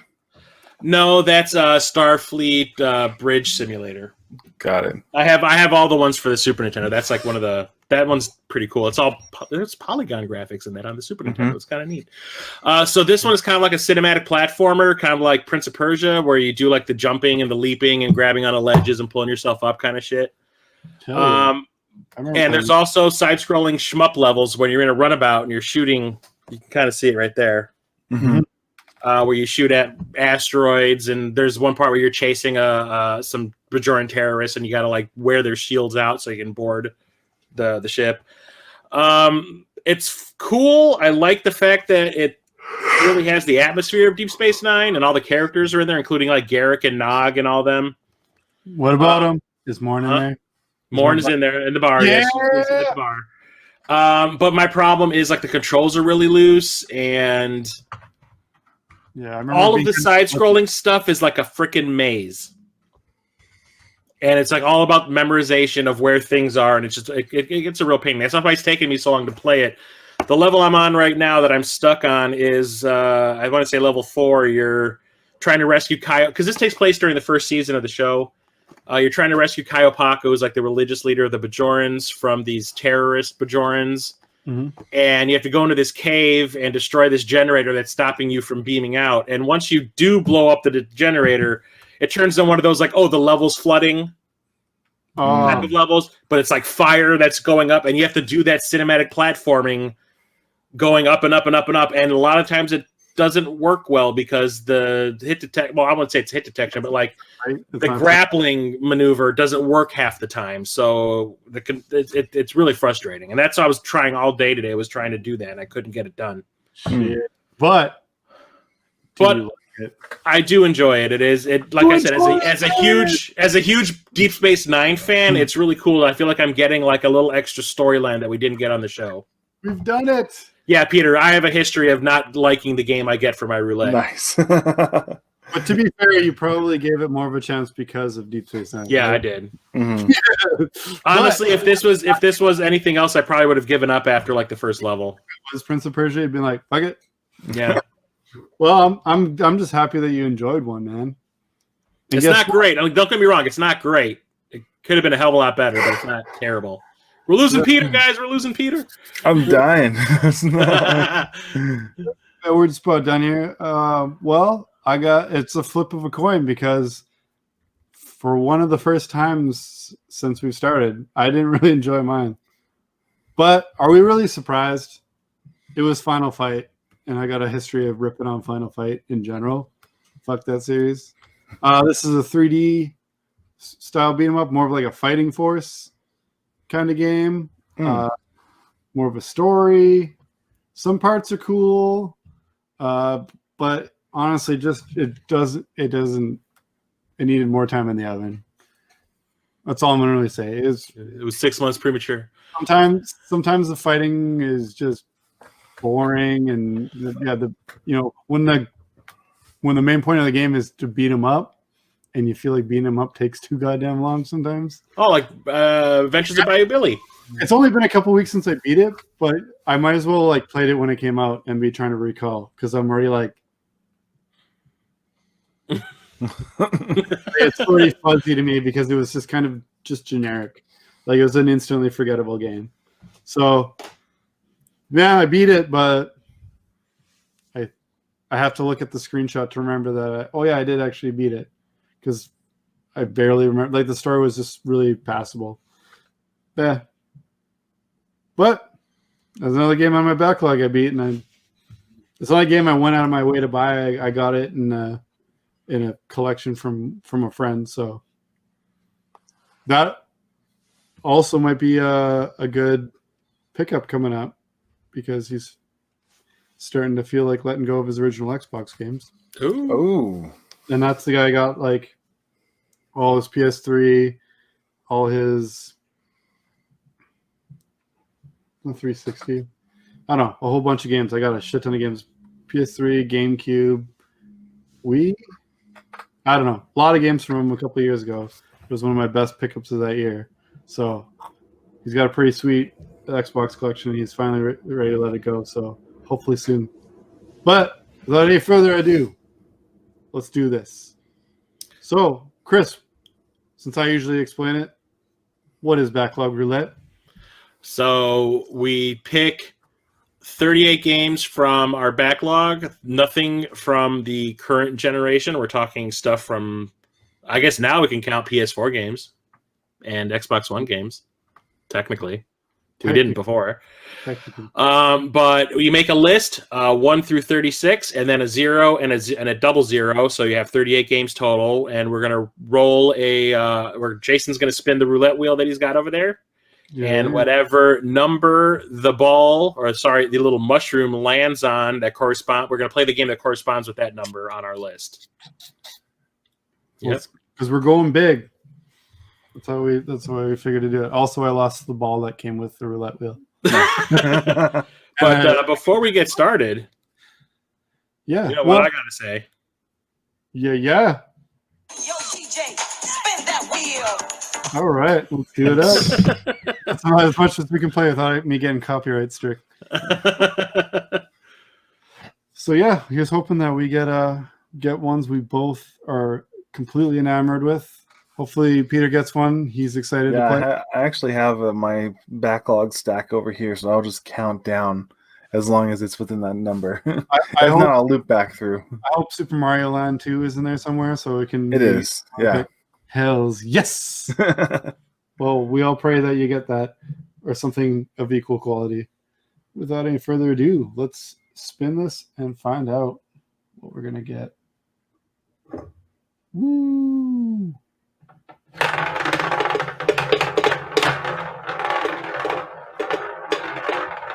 And if you are low on games, don't have a whole lot of games, you can put whatever games you want in there. We just put that stipulation on ourselves. Yeah.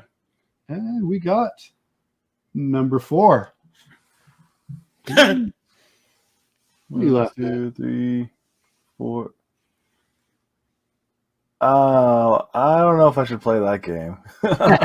What is it? I'm gonna pull it down. Hold on. Uh-oh. Is it Bubble Bath?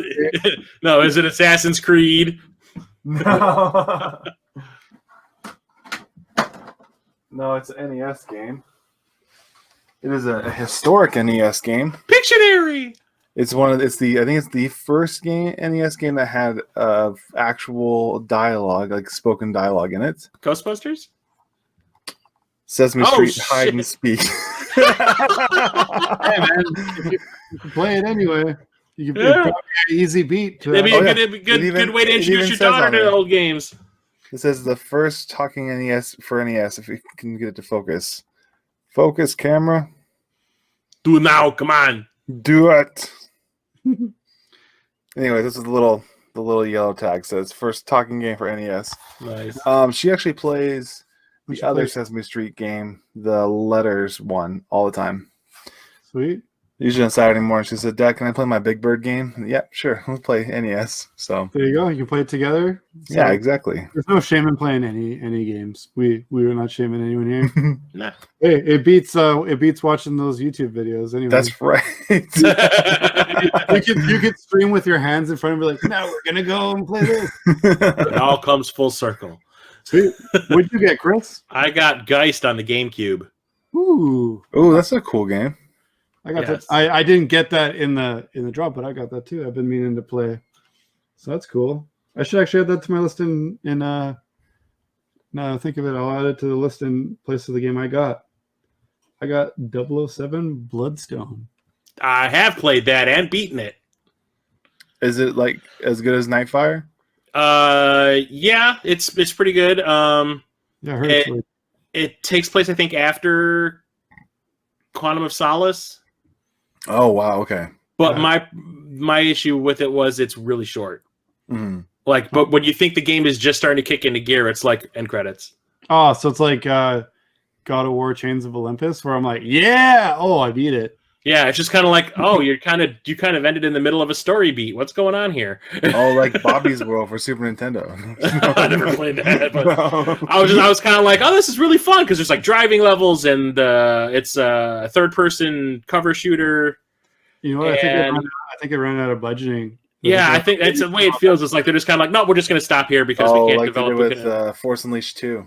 Yeah, Because it was Yeah. supposed to be, I think it was supposed to be, it was actually supposed to be a movie originally, but they were having some kind of budgetary issues or something like that. So they made it that, but they didn't give it as much budget as it needed or it something. does. like that. It does have a cool story for like a Bond game. It does have a pretty cool storyline, which I And was it's an original interested. story too. Which Yeah, is cool. yeah. Like it's not like It is. oh, It is worth playing, but my problem is it's just too damn short. Like I wish it was maybe another 2 or 3 hours long. Well, I've got like 24 more TMNT games to beat this month, so maybe I'll be happy for a short game. Yeah, like oh, I played this game for about 6 hours. Yeah, it's all right. That'd be good. Hopefully I can. Maybe we'll go through all the. But it is fun. I like that one a lot. It was pretty good. I heard really good stuff, and like I bought it with the intent to. I think my copy is sealed because I got a bundle. I Mhm. bought a big pile. I split a bundle of Xbox games with a friend, and I got all the games I needed out of it, and then I had to just kind of pick and choose a couple more, and then I think I picked some that I was like, oh, I'll trade these at. I think they ended up going in the MGC thing, that big bin I sold. Oh yeah. And that was one of them. So I'm pretty sure I put my open copy in the stuff I was trading, and I was like, ooh, I'll get to open this when I play it. So that's I liked it. I liked it enough that I bought the game, the Nintendo DS version, just so I could play it on the go if I wanted to. Is it any good? Nice. It's almost the exact same game. Wow. It's strange. It shocked the hell out of me. That's impressive, actually. Well, sweet. Well, I hope we all enjoy our game thoroughly. I hope you learn a lot. Great. And if you beat I it, hope you can catch up on your sleep, Peter. Yeah. don't forget to hashtag backlog beat it? when you beat it. When you beat it, Hashtag backlog roulette. Got it. Hashtag just beat it at Polykill also, or Mhm. podcast. That's what I always do when I beat stuff. But hell yeah, we want to keep going. We want to keep with the participation, and yeah. So let's hope we get more participation with this episode, because I love seeing the just beat it. All right, Nice. and I think that's about it for our show. We've talked at great length. Nice. Yeah. Thank you very much, Peter, for coming on and doing this with us. Of course. Thanks for having me. It's always fun to hang out with you guys. I hope we didn't catch you off guard with how long our episodes tend to go. I do watch your podcast, or I let it play in the background, so I know how long they go. we do have a tendency to ramble. We mean to cut it shorter, but then we talk about it and we're like, yeah, it's more streamlined, but it is a hangout podcast. Yeah. But then it ends up being like, oh, we haven't done one in a month. So we got a lot to talk about, yeah. So I don't know. We were like, man, maybe we should do, instead of bi-weekly, we should do a weekly, and then we can just cut it down to like an hour. But we're gonna have to do it bi-weekly now because of the people we have lined up to be guests. Like we've got them like on specific days, so we have to start doing it bi-weekly. Oh yeah, I'm glad we've got it scheduled, so we'll keep ourselves in line. Yeah, damn right. But thank you very much, Peter, for joining us. Thank you very much for our intro and what you're going to hear outro theme. Oh yeah, that's right. There's an outro theme that's different from the intro. Yeah. So, Here we go. We appreciate you stopping by and hanging out with us, and we'll catch you next time. Bye.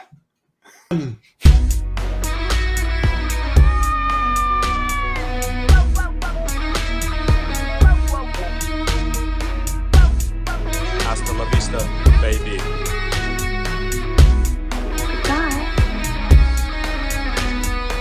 In case I don't see ya, good afternoon, good evening, and good night.